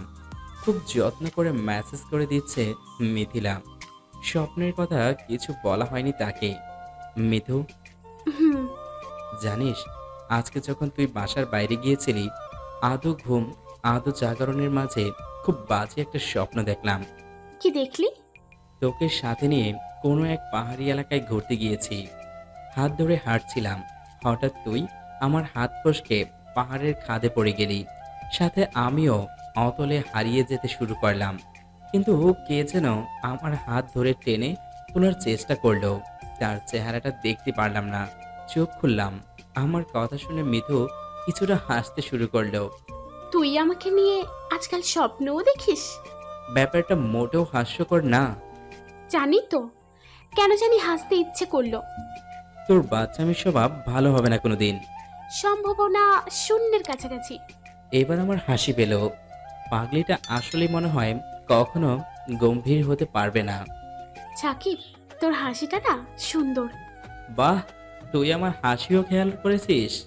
আর কি কি দেখলি? এই, তুই একটা গবেট, ছাগল, গরু, উজপক, ছন্ন ছাড়া ইত্যাদি ইত্যাদি। খুব জোরে হেসে উঠলাম, কারণ আমাকে নিয়ে কেউ এ ধরনের কথা কোনো দিন বলেনি। তোর কেন এমন মনে হয়? কেন বলবো তোকে? উঠে গেলাম, ঘুমাতে হবে। গত 2 দিন অনেক ধকল পার হয়েছে, কিন্তু এ কি, বেডে গিয়ে দেখি কোলবালিশ নেই। মিথু, বলে ফেলুন সাকিব বাবু। কোলবালিশ কোথায়? রুম সার্ভিসে ফেরত দিয়ে দিয়েছি। কি? কেন? কোলবালিশটাকে কেন যেন সতীন সতীন মনে হয়। তোকে কি করা দরকার এখন? ভালো কথা, কোলবালিশ ছাড়া তুইও তো ঘুমাতে পারিস না। আমার বর আছে না, তাকেই না হয় কোলবালিশ বানিয়ে নেব।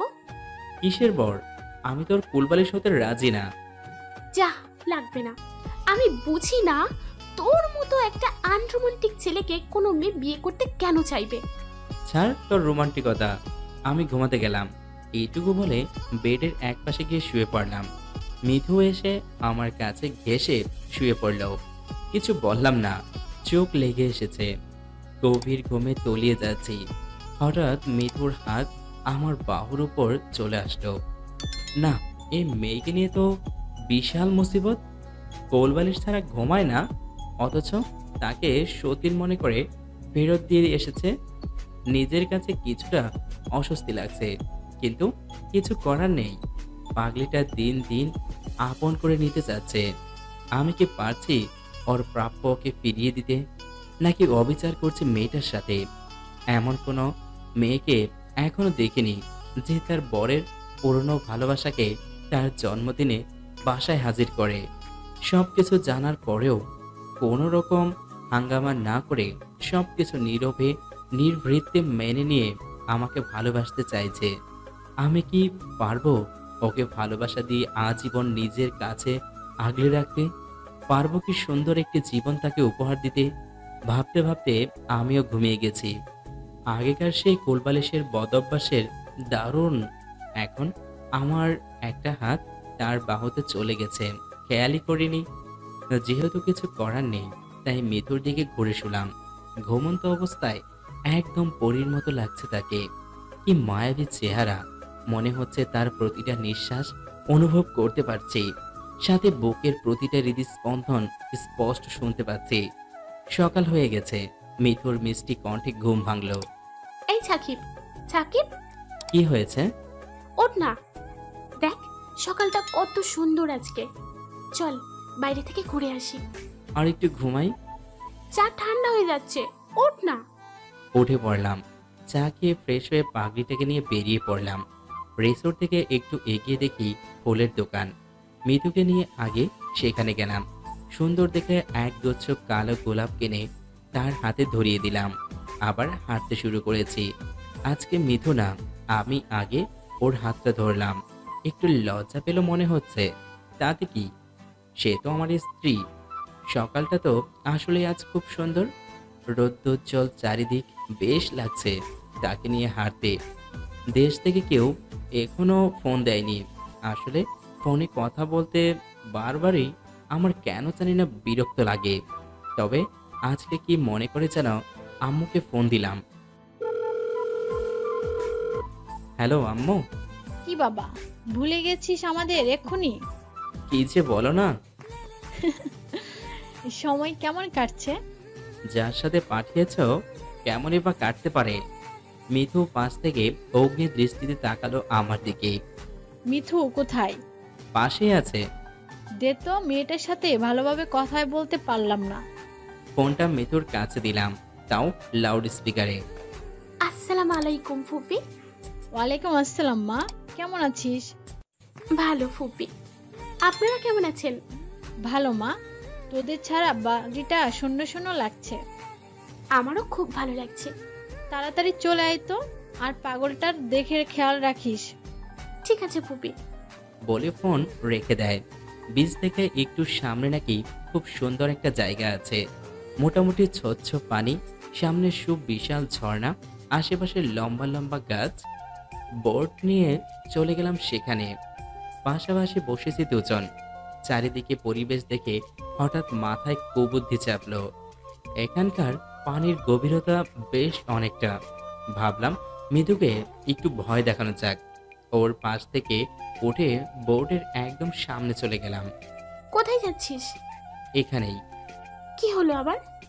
শরীরটা ভালো লাগছে না। একদম সামনে গিয়ে মাথা ঘুরে পানিতে পড়ে যাওয়ার ভান করলাম। পরে সাথে সাথে ওখান থেকে একটু দূরে সাঁতরে চলে আসলাম। মিথু দৌড়ে এসে আমাকে দেখতে না পেয়ে চিৎকার দিল, সাথে কান্না চড়ে দিল। মুখে বেদনার ছাপ স্পষ্ট খেয়াল করলাম। বাচ্চা মেয়েদের মতো কাঁদছে আর আমার নাম ধরে ডাকছে। বোর্ডের করু অনেকে ঝাঁপিয়ে পড়েছে আমাকে উদ্ধার করতে। না, বেশি হয়ে যাচ্ছে। সাঁতরে কাছে চলে গেলাম। মিথু যে রেলিং ধরে দাঁড়ানো, ঠিক সেখানে গিয়ে উঠলাম। কি হয়েছে আমার বউটার? সাকিব বলে আবার কাঁদতে শুরু করেছে। ওপরে উঠে আসলাম।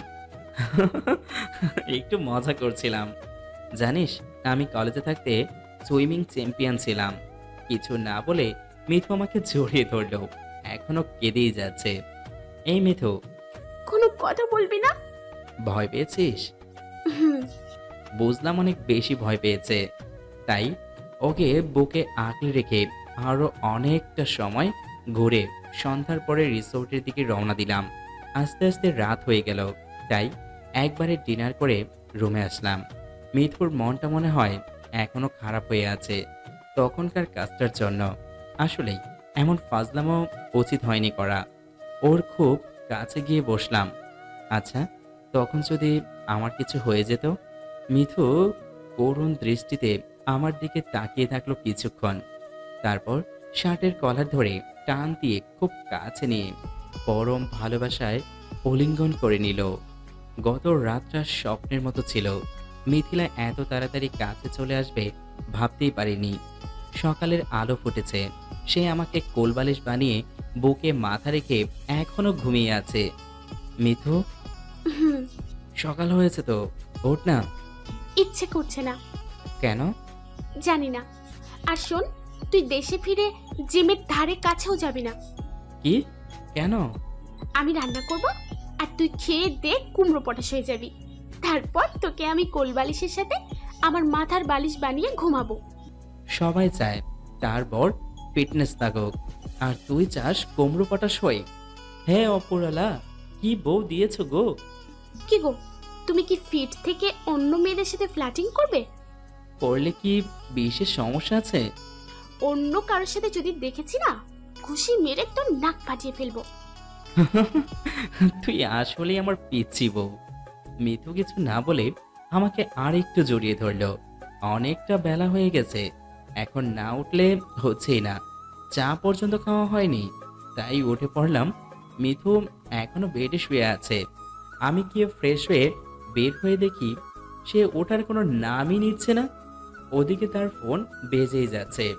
মিথু, তোর ফোন। ধরে দেখো তো। ওর ফোন হাতে নিয়ে দেখি আমার শাশুড়ি ফোন দিয়েছেন। হ্যালো মিথু, নাম আমি সাকিব। কেমন আছিস বাবা? ভালো, আপনারা? এই তো আছি। কেমন কাটছে দিন? ভালো। আপনার মেয়ের যন্ত্রণায় শেষ হয়ে যাচ্ছি। কেন বাবা, কি হয়েছে?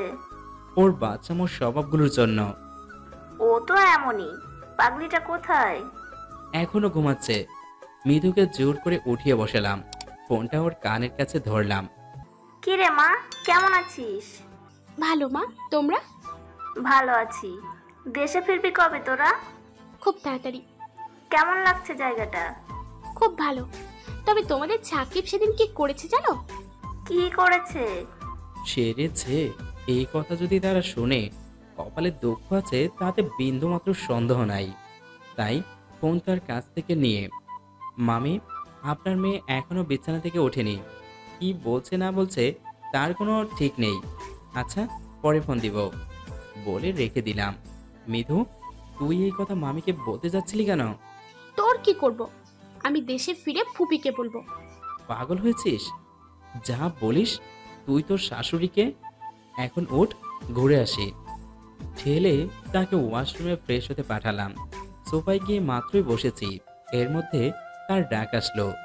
সাকিব, কি হয়েছে আবার? আমার টাওয়ালটা দিয়ে যা তো। না, একে নিয়ে আর পারা যায় না। একটা কাজ যদি ঠিক মতো করতে পারতো। টাওয়াল নিয়ে তার কাছে গেলাম। এই নে তোর টাওয়াল। সে টাওয়াল সমেত আমাকেও ভিতরে টেনে নিল। অসাধারণ সময় কাটছে। কোনোদিন ভাবতেই পারিনি আমার মতো ছন্ন ছাড়া মানুষের জীবনটা মুহূর্তের মধ্যে পাল্টে যেতে পারে।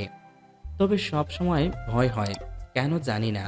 আমার কপালে সুখ নামক জিনিসটা বেশি দিন স্থায়ী হয় না। তবে মিথু আসার পর থেকে সব কিছুই ভালোই হচ্ছে। ইতিহাস সাথে দেখা, দুষ্টু মিষ্টি খুনসুটি আর নিঃস্বার্থ অনেকটা ভালোবাসা। আশা করি সে পারবে আমাকে নিজের মতো করে গুছিয়ে নিতে। সকালে আর বেরোনো হলো না, তাই লাঞ্চ শেষ করে বিকেলে বিচ থেকে খানিকটা সামনে ঘুরতে বের হলাম। রাস্তা দিয়ে হাঁটছি, হঠাৎ ফোন বেজে উঠল। স্ক্রিনে তাকিয়ে দেখি অচেনা নাম্বার, মানে আননোন নাম্বার। প্রথমবার না ধরে পকেটে রেখে দিলাম। আবার একই নাম্বার থেকে ফোন আসলো। এক রাশ বিরক্ত নিয়ে ধরলাম। হ্যালো, সাকিব বলছিলে? জি, কে বলছিলেন প্লিজ? আমি আবির ভাইয়া। ও ভাইয়া, আপনি আমার নাম্বার কোথায় পেলেন? তোমাদের রিসোর্টে গিয়েছিলাম, দেখলাম তোমরা নেই, পরে রিসেপশন থেকে নিয়েছি। কোনো দরকার ভাইয়া? তোমরা এখন কোথায় আছো? একটু বাইরে এসেছিলাম, জায়গাটার নাম বললাম। আবির ভাইয়া কিছুক্ষণ অপেক্ষা করতে বলল। পাশের একটি কফি শপে ঢুকে কফি অর্ডার করে তার জন্য অপেক্ষা করতে থাকলাম। একটু পরে সে গাড়ি নিয়ে হাজির। শপে আসলো। কি সাকিব, মিথিলা কেমন যাচ্ছে? আশা করি ভালোই চলছে সব কিছু। জি ভাইয়া, ভালো। হঠাৎ জরুরিভাবে ডাকলেন? আসলে আজকে ইতিহার জন্মদিন। এখানে তো ওর তেমন কোনো আত্মীয় স্বজন নেই, আর আমাদের বিয়ের পরে এই প্রথম জন্মদিন। যদি একদম কেউ নাই থাকে তাহলে ওর মনটা খারাপ লাগবে, আর ব্যস্ততার কারণে খুব বেশি সময় থাকতে পারিনি ওর পাশে। তাই আমি চাচ্ছিলাম তুমি আর মিথিলা যদি আজকে আমাদের বাসায় আসতে, হয়তো ইতিহার ভালো লাগতো। আসলে ভাইয়া, আমার কথা শেষ করার আগে মিথু জবাব দিল। অবশ্যই। ভেবেছিলাম কোনোভাবে পাশ কাটিয়ে যাব। আমি চাচ্ছিলাম না আমার ইতিহাস সাথে আর কোনোদিন দেখা হোক। সবেমাত্র মিতুকে আপন করতে শুরু করেছি। নিয়তি আমার সাথে কি খেলা শুরু করেছে অনিচ্ছা সত্ত্বেও যেতে হবে। আবির ভাইয়া তার গাড়িতে করে আমাদের সাথে নিয়ে তার বাসার দিকে রওনা দিল। আমার মুডটা পরিবর্তন হয়ে গেল। আবির ভাইয়া বলল, বাসা বেশি দূরে নয়, তাই চুপ করে বসে থাকলাম। মিথু আমার কানের কাছে মুখ এনে বলল, সাকিব, ইতিহার জন্য কিছু একটা নেওয়া দরকার না? কথা শেষ করার আগে সে আবির ভাইয়ারকে গাড়ি পার করতে বলল। কারণ জানতে চাইলে বলল, একটু দরকার আছে। গাড়ি থেকে নেমে সোজা গিফট শপের দিকে হাঁটা ধরলো। আমিও তার পিছে পিছে গেলাম। আবির ভাইয়া আমাদের জন্য অপেক্ষা করতে থাকলো। এই, সতীনের জন্য কি নেওয়া যায়? কি বললি? বললাম ইতিহার জন্য কি নেওয়া যায়। ওর ফেভারিট জিনিসটা কি ছিল? Teddy bear. মিথু গিফট শপের এক কর্নারে যেতে যেতে বলল, পেয়েছি। কি পেয়েছিস? গিয়ে দেখি ইয়া বড় সাইজের এক টেডি বিয়ার। সাইজে আমার থেকেও বড় হবে। মিথু এইটা নেবে বলেই বায়না ধরলো। কি করব? পেমেন্ট করে বেরিয়ে পড়লাম। শপের লোকেরা এসে গাড়ির পিছনে উঠিয়ে দিয়ে গেল। কিছুক্ষণের ভিতর পৌঁছে গেলাম ইতিহাদের অ্যাপার্টমেন্টে। টেডি বিয়ারটা ওয়াচম্যানকে দিয়ে ওপরে পাঠিয়ে দিতে বললাম। আবির ভাইয়ের সাথে সাথে ঢুকলাম। কলিং বেলে চাপ দিতেই প্রায় সাথে সাথে দরজা খুলে দিল ইতিহা।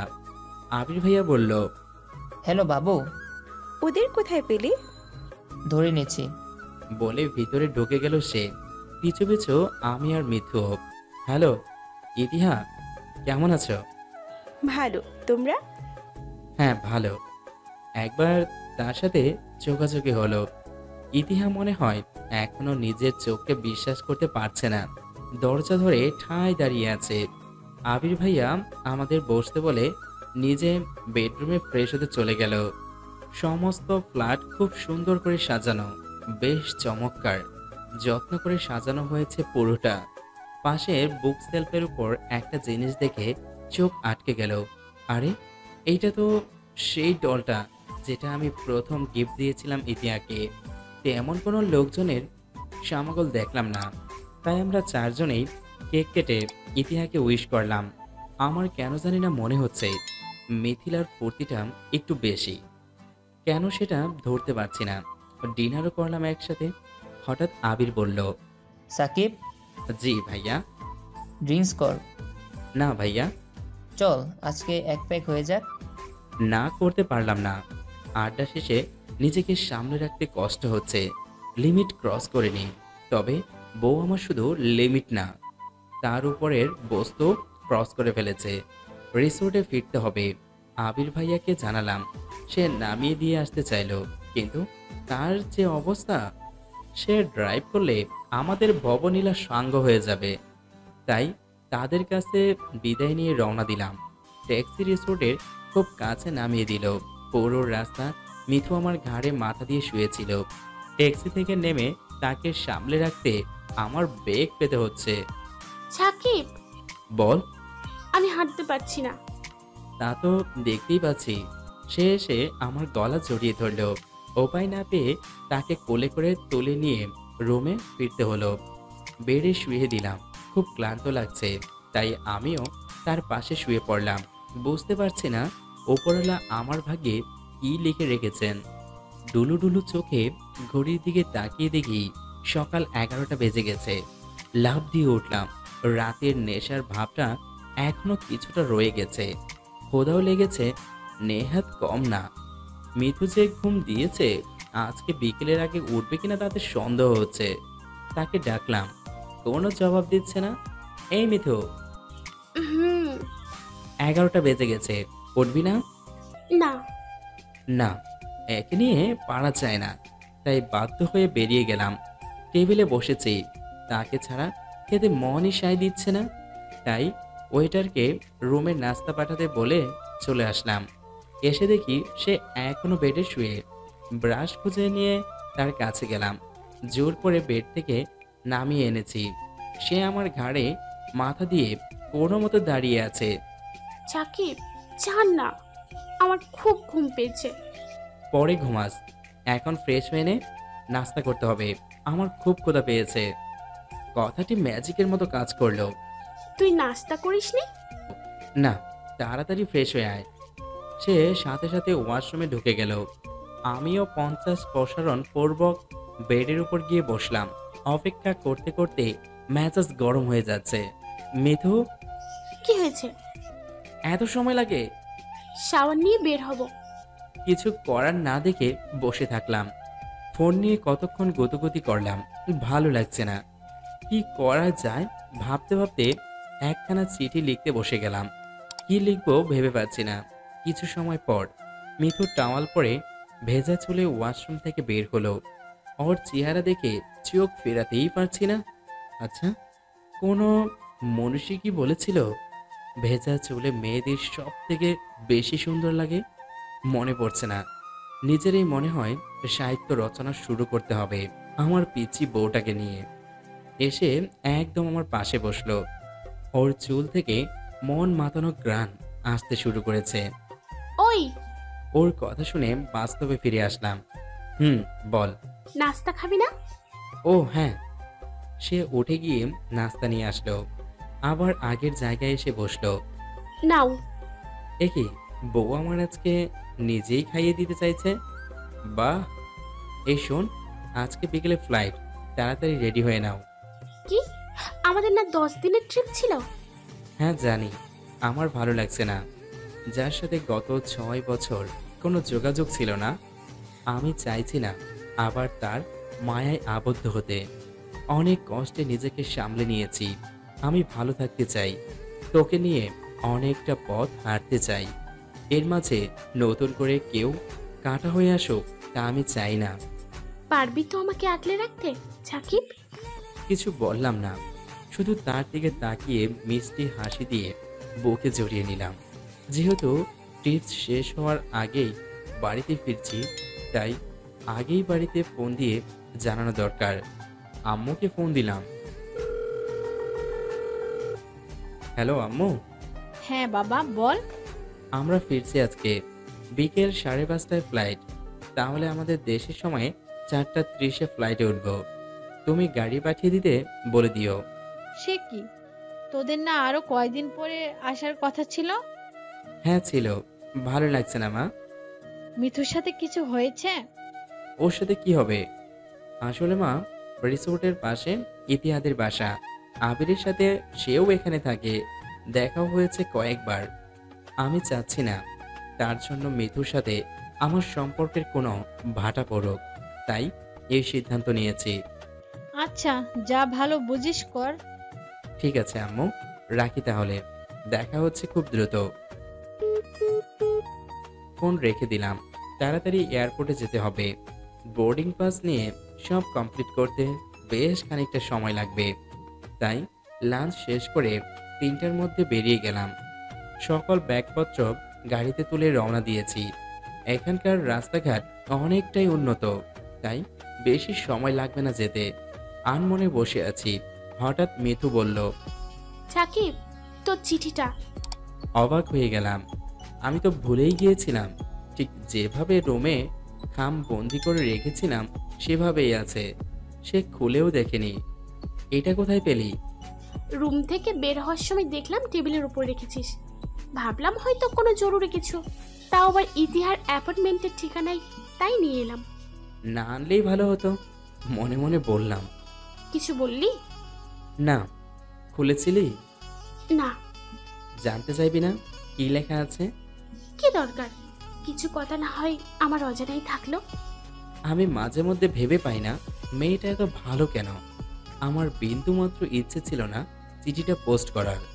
মিথুর জোরাজুরিতে মাঝ রাস্তায় গাড়ি থামিয়ে পোস্ট বক্সে ফেলে আসলাম।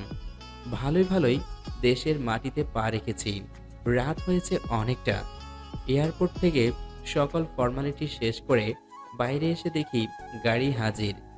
উঠে পড়লাম। শীতের তীব্রতা কিছুটা বেড়েছে মনে হচ্ছে। গাড়িটি তার চূড়ান্ত বেগে তুলে ছুটে চলেছে। হিম বাতাসে আমার গায়ের লোম দাঁড়িয়ে যাচ্ছে। গ্লাস উঠিয়ে দিতে বললে মিথু বারণ করলো, তাই আর উঠাতে পারলাম না। তার নাকি ভালো লাগছে। এই মেয়েকে মনে হয় আমি এক জীবনে বুঝে উঠতে পারবো না। দেখতে দেখতে বাসার কাছাকাছি চলে আসলাম। গাড়ি থেকে নেমে কলিং বেলে চাপ দিতেই আম্মু দরজা খুলে দিল। মিথুর সাথে সাথে গিয়ে আম্মুকে সালাম করলো। কোনো মেয়ে দেশের বাইরে থেকেও এত রীতিনীতি মানতে পারে, ওর অভ্যাস না দেখলে হয়তো আমি জানতেই পারতাম না। আম্মু তাকে আদর করে দিল। আসলে তার ভালোবাসার কোনো কমতি হবে না, কারণ আমার পরিবারে আমি একমাত্র সন্তান। আর ছোট্ট থেকে মিথুর আম্মু খুব ভালোবাসতো। এখন আমার ভয় হচ্ছে আম্মু আমাকে ভুলে না যায়। রুমে এসে ডিরেক্ট বিছানায় শুয়ে পড়েছি। কেন জানি না মনে হচ্ছে দুনিয়ার সকল ক্লান্তি আমার উপরেই ভর করেছে। আর সব থেকে বড় কথা হচ্ছে মিথুর সতীন, দুঃখিত, আমার কোলবালিশ 7 জনম পর কাছে পেয়েছি। মিথু ঘরে এসেই শুরু করলো, সাকিব, ভালোই ভালোই কোলবালিশটা আমার কাছে দিয়ে দে। দিব না, কি করবি? দেখতে চাস? হুম। সে গগন ফাটানো চিৎকার দিয়ে আম্মুকে ডাক দিল। পপি! আম্মা যেন আমার রকেটের গতিতে আমার রুমে হাজির। কিরে মা, কি হলো তোদের? দেখো না পপি, তোমার ছেলে আমার জায়গায় কোলবালিশ দিয়ে রেখেছে। সাকিব, দে কোলবালিশটা দে এক্ষুনি। আমার ভুল হয়েছে, আগেই সরিয়ে রাখা উচিত ছিল। আম্মু যেহেতু বলেছে, না করার কোনো উপায় দেখছি না। সুবোধ বালকের মতো দিয়ে দিলাম। হন হন করে আমার দ্বিতীয় বউখানা নিয়ে আম্মু চলে গেল। আর অন্যদিকে বউয়ের মুখে বিজয়ের হাসি দেখা যাচ্ছে। মেজাজ সপ্তমে উঠে গেল। কোনো রকম জামা কাপড় চেঞ্জ করে বিছানায় শুয়ে পড়লাম। কিছুক্ষণ পর মিথু এসে পাশে শুয়ে পড়ল। ওগো, রাগ তোর ওগো, আমার কোলবালিশ এনে দিবি তুই। আমি আছি না? কথা শেষ করার আগেই অন্যদিকে ঘুরলাম। সে আমার গেঞ্জির হাতা ধরে টানতে শুরু করেছে। তুই এমন করলে আমি ঘুমাবো কি করে? এবার তার দিকে ফিরলাম। দুষ্টু এক হাসি দিয়ে বাচ্চাদের মতো আমার বাহুতে শুয়ে পড়ল। সকালের মিষ্টি আলো মুখে পড়তেই ঘুম ভেঙে গেল। উঠে দেখি মিথিলা পাশে নেই। কোনো ব্যাচেলার যদি সকালে উঠে ফোন পাশে না পায়, ঠিক তখন যে কষ্টটা লাগে, তেমনি এক সদ্য বিবাহিত মানুষ ঘুম থেকে উঠে তার বউকে পাশে না দেখতে পেলে অবস্থা একই হয়। চোখ ডলতে ডলতে রুম থেকে বেরিয়ে আম্মুর কাছে যাচ্ছি। গিয়ে দেখি সেও রুমে নেই। আব্বু এখনো ঘুম। বউ শাশুড়ি মিলে সাত সকালে গেল কোথায়? ডাইনিং রুমে গিয়ে রান্নাঘর থেকে আম্মুর গলা শুনতে পেলাম। আরে মা, তুই ছাড় না, বুয়া এসে ওরা করে দেবে। আগ্রহ নিয়ে গেলাম সেখানে। গিয়ে দেখি বউ আমার মহানন্দে রান্নার উৎসব বসিয়েছে, আর আম্মু পাশে বসে আছে। রুমে ফিরলাম। ভাবলাম আরও কিছুক্ষণ ঘুমানো যাক। যে ভাবা সেই কাজ। আরাম করে শুয়ে পড়লাম। হুট করে কে যেন রুমে এসে এক ঝক পানি আমার গায়ে ঢেলে দিল। লাফ দিয়ে উঠলাম। দেখি বউ আমার ভুবন ভোলানো হাসি দিয়ে সামনে দাঁড়িয়ে আছে। কে হে জনাব? নাস্তা খেতে হবে না? সেজন্য তুই গায়ে পানি ঢেলে দিবি? ফুপি তো বলেছিল তোর কান টেনে তুলতে, কিছুটা মায়া দেখিয়েছি। থাক, থ্যাঙ্কস দিতে হবে না। কড়কড় দৃষ্টিতে তার দিকে তাকিয়ে থাকলাম।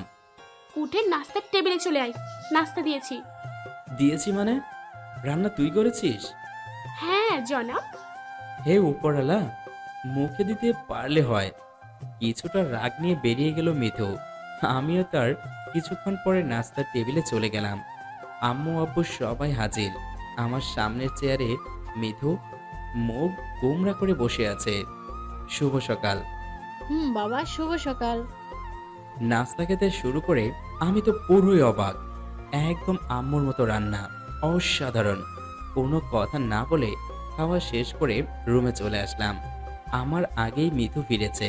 বারান্দায় গিয়ে এক মনমরা হয়ে বসে আছে। গিয়ে পিছন থেকে জড়িয়ে ধরলাম। কি হয়েছে তোমার? কিছু না, ছাড়। বলবি না? ভালো কথা। রান্নাটা খুব সুন্দর হয়েছে। আমি তখন একটু মজা করেছিলাম। সত্যি? তার কি কি পারেন আপনি?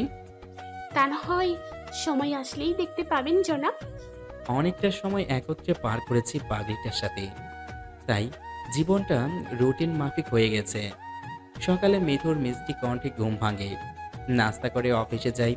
লাঞ্চ টাইমে সময় পেলে বাসায় আসি। না হলে মিথু নিজে খাবার নিয়ে অফিসে চলে যায়। সারাদিন যুদ্ধ শেষে ক্লান্ত পরিশ্রান্ত দেহ নিয়ে বাড়িতে ফিরতে হয়। কখনো ভাবতে পারিনি মিথুর মতো একটা মেয়ে এত সংসারী হয়ে উঠবে। আম্মু তার হাতে সব কিছু বুঝিয়ে দিয়ে বিশ্রাম করছে, আর সেও এক হাতে আম্মুর দেখাশোনা দেখে শুরু করে আমার খেয়াল রাখা, সকল কিছু এক হাতে সামলাচ্ছে। আজকাল রান্না বান্নার কাজটাও নিজে করতে শুরু করেছে। তাতে আমার অবস্থা কিছুটা বিপন্ন, কারণ আম্মাজান আমাকে ভুলে তার বউকে নিয়ে সব কিছু করছেন। যাক, ভালোই হলো, নিজের উপর এখন এতটা চাপ আসে না। কিন্তু আব্বু বিশেষ একটা কাজে দেশের বাইরে যাওয়ায় একা সকল দিক দেখতে হচ্ছে। অফিসের বাইরে ফ্যাক্টরিতে বেশি সময় দিতে হচ্ছে। আজকে হুট করে অফিস থেকে বেরিয়ে গেছি, আমার খেয়াল নেই। মিতুকে ফোন দিয়ে বলে দিব আজকে আর বাসায় আসা হচ্ছে না, একদমই মনে নেই। হাতে ফোন সব নিয়েছি, এর মধ্যে মিতুর ফোন। হ্যাঁ বলো। বলতে ভুলে গেছি, আজকাল বউ আমার তুই বাদ দিয়ে তুমি ডাকতে শুরু করেছে। আমাকেও বাধ্য করে তাই করতে হচ্ছে। কোথায় আছো তুমি? একটু বাইরে এসেছি। লাঞ্চ করতে আসবে না? মনে হচ্ছে না, ফ্যাক্টরিতে এসেছি। তোমাকে ফোন দিব একদম খেয়াল ছিল না। ঠিক আছে। বলে রেখে দিল। রাগ করেছে পাগলিটা। আমি বাসায় না ফিরলে না খেয়ে বসে থাকবে, তাই শশব্যস্ত হয়ে সব কিছু শেষ করে বাসার উদ্দেশ্যে বের হলাম। রাস্তা থেকে একটা গোলাপ ফুল নিয়ে নিলাম। অনেকটা সময় পর বাসায় গিয়ে পৌঁছালাম। কলিং বেল দিতেই আম্মু দরজা খুলে দিল। কি রে বাবা, আজকে এত দেরি করলি কেন? মেয়েটা না খেয়ে বসে আছে। আসলে আম্মু, আমার একদমই মনে ছিল না। আব্বু বাইরে যাওয়ায় অনেক বেশি চাপ পড়েছে আমার উপর। তাই বলে আপন মানুষগুলোর কথাও বেমানুন ভুলে যাবি? তুমি খেয়েছো? হ্যাঁ, মিঠু আমাকে খাইয়ে দিয়ে রুমে গিয়ে বসে আছে। আচ্ছা, আমি দেখছি। ফুলটা পিছনে রেখে রুমে গিয়ে দেখি মিথু শুয়ে আছে। মিথু, এসেছেন জনাব? না আসলে হতো না। কিছুটা অপরাধী ভঙ্গিতে বললাম। আসলে জানোই তো কত দিক একা মানুষ সামলে দিতে হয়। ফুলটা বের করে তার কাছে দিলাম। বাবা, ঘুষ দেওয়া শিখেছো? শোনো, তাড়াতাড়ি টেবিলে খাবার দাও, আমি আসছি। ফ্রেশ হতে চলে গেলাম। রুম থেকে বেরিয়ে সোজা ডাইনিং রুমে চলে আসলাম। মিথু টেবিলে অপেক্ষা করছে। চেয়ার টেনে বসে পড়ার সাথে সাথে খাবার তুলে দিল। খাওয়া শুরু করেছি। আচ্ছা, প্রতিদিন আমার জন্য বসে থাকতে হয়? আম্মুর সাথে খেয়ে নিলেই তো পারো। কখনো কি এমনটা হয়েছে? হয়নি, তবে ব্যস্ততা বাড়ছে, আর অনিয়ম করলে তো অসুস্থ হয়ে পড়বে। কিছু হবে না। শোনো, তোমাকে আর আজকে অফিসে যেতে হবে না। সে কি? কেন? কত কাজ বাকি পড়ে আছে। আমি শ্বশুরমশাইয়ের সাথে কথা বলেছি, সে তোমাকে আর আম্মুকে নিয়ে আমাদের বাড়িতে যেতে বলেছে। আর অনেক দিন তো আমাদের বাড়িতে যাওয়া হয় না, তাই একটু খারাপ লাগছে। আম্মুর সাথে কথা বলেছ? হ্যাঁ, সে রাজি। আর আব্বুও দেশের বাইরে থেকে সোজা আমাদের বাড়িতে চলে আসবে। ভালোই হলো, অনেকদিন মিতুকে সময় দিতে পারছি না। আর যান্ত্রিকতার ভিতর থাকতে থাকতে হাঁপিয়ে উঠেছি। সেদিন রাতেই আম্মু আর মিতুকে নিয়ে মামা বাড়ি, দুঃখিত শ্বশুর বাড়িতে রওনা দিলাম। অনেকটা পথ আর সারাদিনের ক্লান্তি সব মিলিয়ে যদিও কিছুটা শোচনীয় অবস্থা, তারপরেও কিছু করার নেই। সারা রাতের গাড়ি জার্নির পর ভোরে পৌঁছে গেছি, কিন্তু গিয়ে মোটামুটি সাইজের ছ্যাঁকাই খেলাম। পুরো বাড়ি সেই আমাদের বিয়ের দিনের মতো সাজানো। মনে মনে ভাবতে লাগলাম, মিথুর কোনো বোন নেই, সেও আমার মতো একা, তাই কারো বিয়ে হওয়ার প্রশ্নই আসে না। কিন্তু এভাবে সাজানোর মানে কি? কলিং বেল টিপতেই শ্বশুর শাশুড়ি একত্রে দরজা খুলে দিল। তাদের হাসি মুখ দেখে কিছুটা সন্দেহ হচ্ছে। কেমন আছিস তোরা? আমি কিছু বললাম না। মিথু জবাব দিল, ভালো, তোমরা? হ্যাঁ ভালো। বলেই ভিতর ঢুকে গেল। আমি সোজা মিথুর রুমে চলে গেলাম। কিছুক্ষণ পর সেও রুমে চলে আসলো। এই শোনো, বলো। তোমার বাবা কি আবার বিয়ে শাদী করবে নাকি? যা শয়তান। কি বলছো এসব? তাহলে বাড়ি সাজিয়েছে কেন? আমাদের বিয়ের পর আগামী পরশু আমার প্রথম জন্মদিন, তাই সবাই একসাথে সেলিব্রেট করবে, তাই। ও সেরেছে, আমি বলেই গিয়েছিলাম মিথুর বার্থডের সামনে। কোনো এক অজানা কারণে আমি কারো জন্মদিন মনে রাখতে পারি না, এমনকি নিজের ক্ষেত্রেও। কেউ যদি উইশ না করে তাহলে বলতেই পারি না আজকে আমার জন্মদিন। পড়লাম আরেক বিপদে, বিয়ের পরে তার প্রথম জন্মদিন, কিছু একটা না দিলে কেমন লাগে। হয়তো সে মুখ ফুটে কিছু চাইবে না, কিন্তু নিজের কাছে খারাপ লাগছে। আব্বুকে ফোন দিলাম। হ্যালো আব্বু, জি বাবা, বল। আপনি কি আজকেই ফিরবেন? হ্যাঁ, এত কিছুক্ষণ পরেই ফ্লাইট, হোটেল থেকে বের হবো। আসলে আব্বু একটা সমস্যায় পড়েছি। কি হয়েছে বাবা, তোমার শরীর ঠিক আছে তো? আসলে সবাই ঠিক আছে, কিন্তু আপনি তো মিথুদের বাড়িতে চলে আসতে বললেন। আমরা আম্মুকে নিয়ে চলেও এসেছি। আমি ভুলেই গিয়েছিলাম মিথুর জন্মদিন, কিছু একটা না দিলে কেমন দেখায় না। ঠিক আছে বাবা, তোমাকে চিন্তা করতে হবে না, আমি ব্যবস্থা করছি। থ্যাংক ইউ আব্বু, অলওয়েজ ওয়েন্সে। বলে ফোন রেখে দিলাম। যাক, নিশ্চিন্ত হলাম। আসলে দুনিয়াতে বাবাগুলো কেন জানি না অনেক বেশি ভালো হয়। তারা জীবনের শেষ সময় পর্যন্ত সন্তানের মাথার উপর বট বৃক্ষের মতো ছায়া দিয়ে যায় নিঃস্বার্থভাবে। দুনিয়াতে হয়তো খারাপ পুরুষ থাকতে পারে, কিন্তু খারাপ একজন বাবা নেই। সারা রাত গাড়ির জার্নি করে এসেছি, ভাবলাম একটু বিশ্রাম নেব। তার হচ্ছে কোথায়, বাড়ি ভর্তি মানুষজন, হইচই তো লেগেই আছে। তবে সব থেকে মজার ব্যাপার হচ্ছে এদের মধ্যে বেশিরভাগ মানুষকে আমি চিনি না।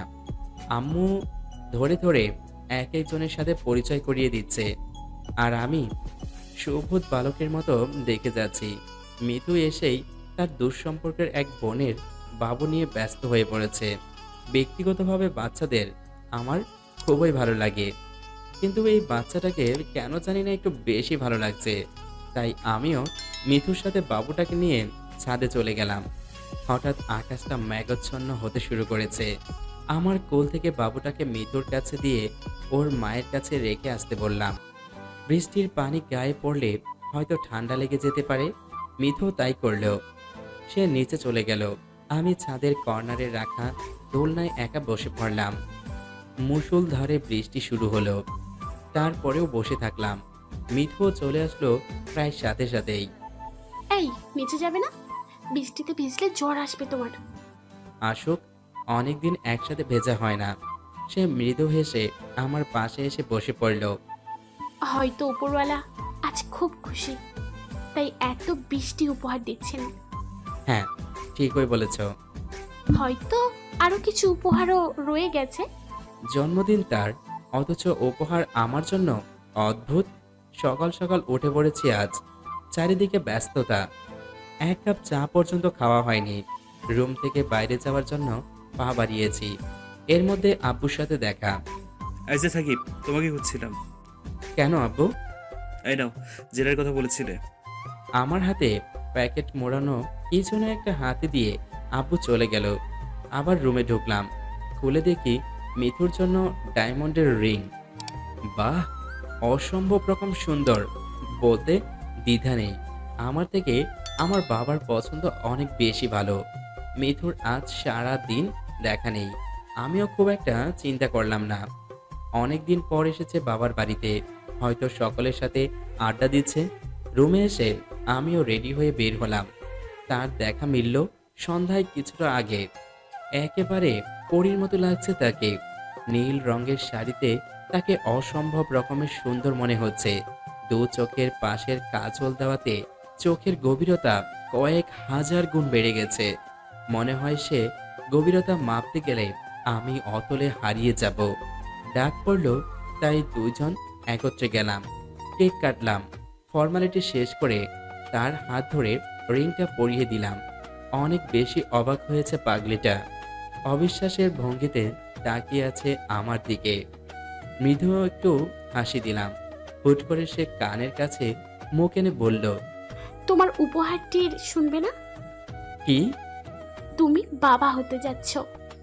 বাড়িতে ফিরেছি, সবকিছু স্বাভাবিক হয়ে গেছে, কিন্তু দুর্ঘটনার পর অনেকটা বেশি সতর্ক হয়েছি। পরিবার বলতে বাবা, মা আর মিথু। আমি চাই না এদের কেউ আমার জীবন থেকে খুব দ্রুত হারিয়ে যাক। ব্যস্ততা বাড়ছে, মিথুকে পরিপূর্ণ সময় দিতে পারছি না। আম্মু তার দেখাশোনা করছে, তবু এখনো সে দুপুরের লাঞ্চ নিয়ে অফিসে চলে আসে। বারণ করেছি অনেকবার, কিন্তু কে শুনেছে কার কথা। অফিসের বাইরে থাকলে না ফেরা পর্যন্ত অপেক্ষা করে। আজকে সকাল 11টার দিকে কাজে বেরিয়েছি, গুরুত্বপূর্ণ মিটিংয়ে যেতে হবে। মিতুকে ফোন দেওয়ার কথাও একদমই খেয়াল ছিল না। মিটিংয়ের মাঝখানে একবার ফোন দিয়েছি, অবশ্য ধরতে পারিনি। অফিসে ফিরে দেখি সে আমার কেবিনে বসে আছে। এসেছেন জনাব? তুমি অফিসে কেন? তোমাকে না বারণ করেছিলাম এখন বাড়ি থেকে কম বের হতে? কথা বলে পেট ভরবে নাকি লাঞ্চ করতে হবে? ফ্রেশ হয়ে এসে বসলাম। মিথু, তোমার ভালোর জন্যই বলছি, প্লিজ একটু কম বের হো বাড়ি থেকে। তুমি এখন একা না। আচ্ছা শোনো, আজকে বিকেলে চেক আপ করতে যাওয়ার কথা ছিল, আমার সাথে একটু যেতে পারবে? আচ্ছা ঠিক আছে। অফিস থেকে সোজা ডাক্তারের চেম্বারে চলে গেলাম। কয়েকটা টেস্ট দিয়ে সেগুলো করতে বলল। কিছুক্ষণ অপেক্ষা করতে হলো। টেস্টগুলো শেষ করে তাকে নিয়ে বাড়িতে ফিরলাম। রিপোর্ট পরের দিন দিবে, তাই কাল আবার যেতে হবে। রাতের খাবার সবাই একসাথে খেতে বসেছি। আব্বু বলল, সাকিব, তোমার কাল থেকে অফিস যেতে হবে না, ওই দিকটা আমি সামলে নেব। তুমি মিথিলাকে আর তোমার মাকে সময় দেবে। ঠিক আছে। তারপর টুকটাক কথা বলে মিথুকে নিয়ে রুমে চলে গেলাম। সারাদিন পরে বিছানায় গা এলিয়ে দেওয়ার সাথে সাথে ঘুম চলে আসলো। মিথুর কথার আবার জেগে উঠলাম। এই শোনো না, বল। তোমাকে খুব চিন্তিত লাগছে, কারণটা কি জানতে পারি? কোথায়? না তো। আমার কাছে লুকাবে তুমি? আরে পাগলি, কিচ্ছু হয়নি। আগামীকাল রিপোর্ট আসবে, সেজন্য একটু চিন্তা লাগছে। আচ্ছা ঘুমাও তাহলে, খুব ক্লান্ত নিশ্চয়ই। কিছু না বলে ঘুমিয়ে পড়লাম। মিথুর ঘুমোতে অনেক বেশি কষ্ট হয় জানি। অনেক রাত চোখে ঘুম থাকা সত্ত্বেও ভোর হয়ে যায়, তবুও আমাকে কখনো সাহস করে ডাকে না। কখনো ঘুম ভেঙে গেলে হয়তো দেখি সে পাশে বসে আছে। একমাত্র মায়েরাই জানে কলিজার টুকরা একজন সন্তান জন্ম দিতে কতটুকু কষ্ট করতে হয়। সকালে ঘুম থেকে উঠে সোজা আম্মুর রুমে চলে গেলাম। মিথু ঘুমোচ্ছে, রাতে হয়তো ভালো ঘুম হয়নি, তাই ডাকলাম না। আম্মু। হ্যাঁ বল বাবা, কি হয়েছে? আজকে আমি রান্না করব। পাগল হয়েছিস নাকি? একটুও না। ফ্রিজে কি মাংস আছে? হ্যাঁ, কেন? মিথিলার বিরিয়ানি খুব পছন্দ, সেটা রান্না করব। আচ্ছা ঠিক আছে। কি মনে করে যেন হাঁটতে বেরিয়ে পড়লাম। কিছুটা দূরে এসে আবার বাসার দিকে ফিরতে যাব, দেখি একটা বাচ্চা ছেলে বেলি ফুলের মালা নিয়ে মাত্রই বের হয়েছে। আমাকে দেখে বলল, ভাইয়া ফুল নিবেননি? নেন, আপার খুব পছন্দ হইব। বেলি ফুলের ঘ্রাণটা অসাধারণ, তাই নিয়ে নিলাম। রুমে এসে দেখি মিথু শাওয়ার নিয়ে মাত্রই বেরিয়েছে। চুল শুকিয়ে নিচে তার খোপায় বেঁধে ফুলের মালা লাগিয়ে দিলাম। বাহ, অসাধারণ লাগছে দেখতে। আজকে কিচেন রুমে দেখে মিথুর চোখ চড়ক গাছে উঠেছে। এই তুমি এখানে কেন? রান্না করব। পাগল হয়েছ? একটুও না। আজকে দেখবে তোমার বর কত কিছু করতে জানে। থাক, দেখাতে হবে না, এখনই বের হও এখান থেকে। তুমি আম্মুর কাছে যাও, কি জন্য যেন ডেকেছিল। আসলে মিথ্যে কথা, আম্মু ডাকেইনি। এখানে থাকলে সে আমাকে রান্না করতে দিবে না। সব সময় সে আমার জন্য করেছে, এখন না হয় তার জন্য কিছু করার সময় এসেছে আমার। আব্বু আজকে লাঞ্চ করতে বাসায় ফিরেছে। একত্রে টেবিলে বসেছি, খেতে শুরু করেছি সবাই। আব্বু বলল, সাকিবের আব্বু, আজকে রান্নাটা অন্যরকম লাগছে, রাঁধুনি কি চেঞ্জ হয়েছে নাকি? মিথিলা হাসতে হাসতে জবাব দিল, বাবা আজকে আপনার ছেলে রান্না করেছে। আব্বু অবিশ্বাসের চোখে আমার দিকে তাকিয়ে আছে। একটু পরে আম্মু আব্বু দুজনেই মিথুর সাথে হাসিতে যোগ দিল। আমি বললাম, রান্না কি ভালো হয়নি? অসাধারণ হয়েছে, কিন্তু বাবা হঠাৎ কি মনে করে? এমনি আর কি। দুপুরের পরে মিথুকে নিয়ে বের হলাম। প্রথমে রিপোর্টগুলো চেক করাতে হবে। অপেক্ষার প্রহর গুণে চলেছি। ডাক পড়ল চেম্বার। তাকে নিয়ে গেলাম সেখানে। ডক্টর আমাদের দেখেই বলল, আসুন আসুন, শুভ সংবাদ, আপনাদের মেয়ে আসছে খুব দ্রুত। কংগ্রেট মিস্টার এবং মিসেস সাকিব। নিজের কানকে বিশ্বাস করতে পারছি না। আনন্দে চোখ দিয়ে এক ফোঁটা জল চিবুক বেয়ে নেমে পড়ল। মানুষ শুধু দুঃখ বেদনায় কাঁদে না, আনন্দেও কাঁদে। সে আরো বলল, নর্মাল ডেলিভারি হবে, তাই চিন্তার কারণ নেই। কাছাকাছি একটা ডেটও দিয়ে দিলেন। ডাক্তারের কেবিন থেকে বেরিয়ে মিথু প্রথমে ফোন দিয়ে আমার আম্মুকে জানালো, তারপরে তার বাবা মাকে। আমার এখনোই ডান্স করতে ইচ্ছে হচ্ছে। অনেক কষ্টে ইচ্ছেটা সংবরণ করতে হলো। ভেবেছিলাম ঘুরতে যাব, কিন্তু মিথু নিষেধ করলো। তাই মিষ্টি নিয়ে বাসায় ফিরলাম। ঢোকার সাথে সাথে আম্মু আজকে মিথুকে মিষ্টির থেরাপি দিল। তারপর আমাকে পায়ে ধরে সালাম করলাম। আম্মু আমাদের বুকে জড়িয়ে নিল। এত বড় একটা খুশির খবর আমার বেশিরভাগ সময় মিথুর কাছে বসেই কাটছে। নিজের ভিতর অনেকটা পরিবর্তন অনুভব করতে পারছি। কেন জানি না, মিথুকে হারানোর ভয় আমাকে সব সময় আতঙ্কিত করে রেখেছে। একে কি তার জন্য ভালোবাসা বলা যায়? জানি না, কখনো জানতে ইচ্ছেই হয়নি। তবে যতটা ভয় ইতিহাকে হারানোর ছিল, তার থেকে মনে হয় কয়েক শত গুণ বেশি ভয় এখন কাজ করছে। মিতুকে এক মুহূর্তে চোখের আড়াল করতে ইচ্ছে হয় না। যত দিন ঘনিয়ে আসছে তত চিন্তা বাড়ছে। যদিও সে আমাকে সব সময় সাহস দিয়ে যাচ্ছে, তবুও ঘর পোড়া গরু। সিঁদুরে মেঘ দেখলে ভয় পায়। ভাগ্যের হাতে এত মার খেয়েছি যা বলার ভাষা নেই। রাত প্রায় 2টার পার হয়েছে। ঘুমিয়ে আছি। পাশেই মিথু। হঠাৎ সে চিৎকার দিয়ে উঠল, সাকিব! মিথু, কিছু হয়েছে? কি হয়েছে? কোনো সমস্যা? সবকিছু ঠিক আছে তো? খুব ব্যথা হচ্ছে, মনে হয় জীবনটা পেরিয়ে যাবে। বুঝলাম সময় হয়ে এসেছে।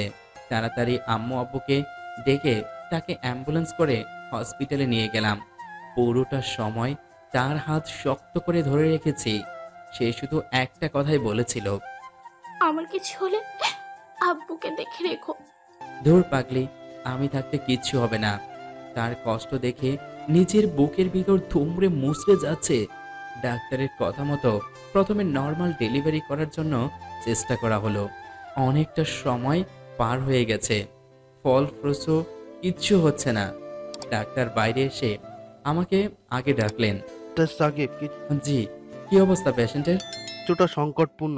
আমাদের সি সেকশনের জন্য এগোতে হবে, কিন্তু সমস্যা হচ্ছে আমাদের ব্লাড ব্যাংকে আপনার স্ত্রীর গ্রুপের ও নেগেটিভ রক্ত নেই। যত দ্রুত সম্ভব রক্তের ব্যবস্থা করতে হবে, নতুবা ভালো মন্দ কিছু একটা হয়ে যেতে পারে। আমার মাথায় যেন আকাশ ভেঙে পড়ল। ঘড়ির কাঁটা 3টায় ছুঁই ছুঁই করছে। এই সময় কোথা থেকে রক্ত ব্যবস্থা করব? আব্বুকে জানালাম। আম্মু শুনে রীতিমতো কান্না জুড়ে দিয়েছে। নিজের মেয়ের মতো করে ভালোবাসে মিতুকে। আম্মুকে কি সান্ত্বনা দেব নিজেকে বোঝাতেই পারছি না। তবে কি আমার ধারণা আরো একবার সত্যি হতে যাচ্ছে? বাবা আমাকে অপেক্ষা করতে বলে নিচে বেরিয়েছেন রক্ত জোগাড় করতে। কিন্তু এর রাতে কি থেকে কি করবেন? করিডোরে ভাবলেশহীন ভাবে দাঁড়িয়ে আছি। সামনে কিছু চিন্তা করতে পারছি না। নিজেকে জড় পদার্থ মনে হচ্ছে। হঠাৎ কে যেন আমার ঘাড়ের শীতল হাত রাখলো। ঘুরে দেখি এক মধ্য বয়স্ক চশমা পরিহিত ভদ্রলোক দাঁড়িয়ে আছেন। কোনো সমস্যা? মুখ দিয়ে কোনো কথা বের করতে পারছিলাম না। কষ্টে বুকটা ফেটে যাচ্ছে। কি হলো জানি না, হুট করে সব সমস্যার কথা হঠাৎ করে বলে দিলাম। সব শুনে তিনি মুচকি হেসে বললেন, নিয়তির কাছে সবসময় হেরেছেন, এবার না হয় আমার কিছুটা অংশ আপনাদের দিয়ে গেলাম। দুঃখিত, বুঝলাম না। বোঝানোর জন্য বলিনি। যাই হোক, আমরাই তো ও নেগেটিভ। আপনাদের আপত্তি না থাকলে আমি সাহায্য করতে পারি। আমার চোখ চকচক করে উঠল। দৌড়ে গেলাম ডাক্তারের কাছে। তিনি অপরিচিত লোকটির রক্ত পরীক্ষা করে উপযুক্ত বলে গণ্য করলেন। রক্ত সংগ্রহ করে ওটিতে নিয়ে যাওয়া হলো। সেও লোকটিও আমার পাশে এসে বসলো। অনেক বেশি ভালোবাসেন, তাই না? তবে ভালোবাসারই জয় হোক। দুঃখিত, আপনার কথা কিছু বুঝলাম না। বাদ দিন, সব কিছু বুঝতে হয় না। আচ্ছা, আসি তাহলে। কিছু বলার সুযোগ না দিয়ে সে দ্রুত পায়ে বেরিয়ে গেল। আর দেখতে দেখতেই চোখের আড়ালে চলে যাওয়ার আর দেখতে পারলাম না তাকে। একটু পরে শুরু হলো অপারেশন। বাইরে দাঁড়িয়ে অপেক্ষা করছি। মনে হচ্ছে আমার বুকের ভিতর কে যেন হাতুড়ি পেটাচ্ছে। প্রায় সাথে সাথেই মুখ কালো করে আব্বু ফিরেছেন। কিছু মনে করতে পারলাম না বাবা। আমি তাকে আশ্বাস দিয়ে পড়লাম, রক্তের ব্যবস্থা হয়ে গেছে আব্বু। অবাক চোখে আমার দিকে তাকিয়ে আছে। কে দিয়েছে? তাকে চিনি না, আগে পরে দেখেছি বলে মনেও পড়ছে না, তবে মধ্যবয়স্ক ভদ্রলোক মনে হলো। আব্বু আমার কথা শুনে মনে হয় চমকে উঠলেন। সাকিব, উনি কি চশমা পরে? হ্যাঁ, কেন?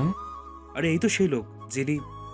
আব্বুর কথা শেষ করতে পারলেন না, তার আগেই ওটি থেকে বাচ্চার কান্নার আওয়াজ ভেসে আসলো।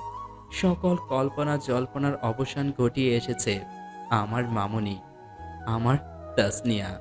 ডক্টর বের হলো, গিয়ে তাকে ঘিরে ধরলাম। অভিনন্দন মিস্টার সাকিব, আপনার কন্যা সন্তান হয়েছে। মা এবং মেয়ে উভয়ই ভালো আছেন। একটু পরে চাইলে দেখা করতে পারবেন। আব্বুকে জড়িয়ে ধরলাম। খুশিতে তার চোখ দিয়েও দুফোঁটা পানি গড়িয়ে পড়ছে। অবাক লাগলো, কোনো দিন এই মানুষটির চোখে পানি দেখিনি। নার্স এসে মেয়েকে আমার বাবার কোলে দিয়ে গেল। বাবা এখনো কাঁদছেন, আর আম্মুর খুশি তো মনেই ধরছে না। প্রথমবারের মতো মেয়ের দিকে তাকালাম। বাহ, একদম মায়ের মতো চেহারা হয়েছে। স্বপ্নটা বোধহয় এবার সত্যি হতে চলেছে। দেখলাম ঘুমিয়ে আছে। আব্বু আমার কোলে দিল। খুব সাবধানে তাকে কোলে নিয়ে বসে রইলাম। এক দৃষ্টিতে তাকিয়ে আছি আমার মেয়ের দিকে। আমার মেয়ে, হ্যাঁ আমার মেয়ে। আমি বাবা হয়েছি। সকল অশুভ কিছু পার করে এসেছি, তবুও সবকিছু কেন জানি স্বপ্নের মতো মনে হচ্ছে। কত সময় বসেছিলাম মনে নেই। নার্সের ডাকে বাস্তব জগতে ফিরে আসলাম। মিস্টার সাকিব, আপনার পেশেন্টের সাথে চাইলে দেখা করতে পারেন। আমি তাসনিয়াকে নিয়ে মিথুর কেবিনে গেলাম। সে চোখ বন্ধ করে আছে। গিয়ে আস্তে করে ডাকলাম, মিথু। আমার গলা শুনে চোখ মেলে তাকালো। কথা বলতে পারছে না, তবে এক ফোঁটা জল চোখের কোণা দিয়ে বেয়ে পড়ছে। আমি জানি এ জল আনন্দের। তাসনিয়াকে তার পাশে শুইয়ে দিলাম। অনেক কষ্টে হাতটা উঠিয়ে বাবুর গাল স্পর্শ করলো। আজ মনে হচ্ছে আমি সকল অশুভ কিছুকে পিছে ফেলে এসেছি। এখন সময়টা শুধু আনন্দের, সময়টা শুধুই আমাদের। কিছু বছর পর। আব্বু, আব্বু, এই আব্বু, কি হয়েছে মামুনি? আমাকে সজ্ঞাম এনে দেবে আজকে? সে কি সজ্ঞাম? কেন, কি করবে? রৌনক নামে পাজি একটা ছেলে আছে আমাদের ক্লাসে, তাকে উচিত শিক্ষা দিতে হবে। শুনে শুধু একবার হাসলাম। আসলে তো একদম মায়ের মতো হয়েছে। এখন সে আমার পিচ্চি মেয়ে। সমাপ্ত।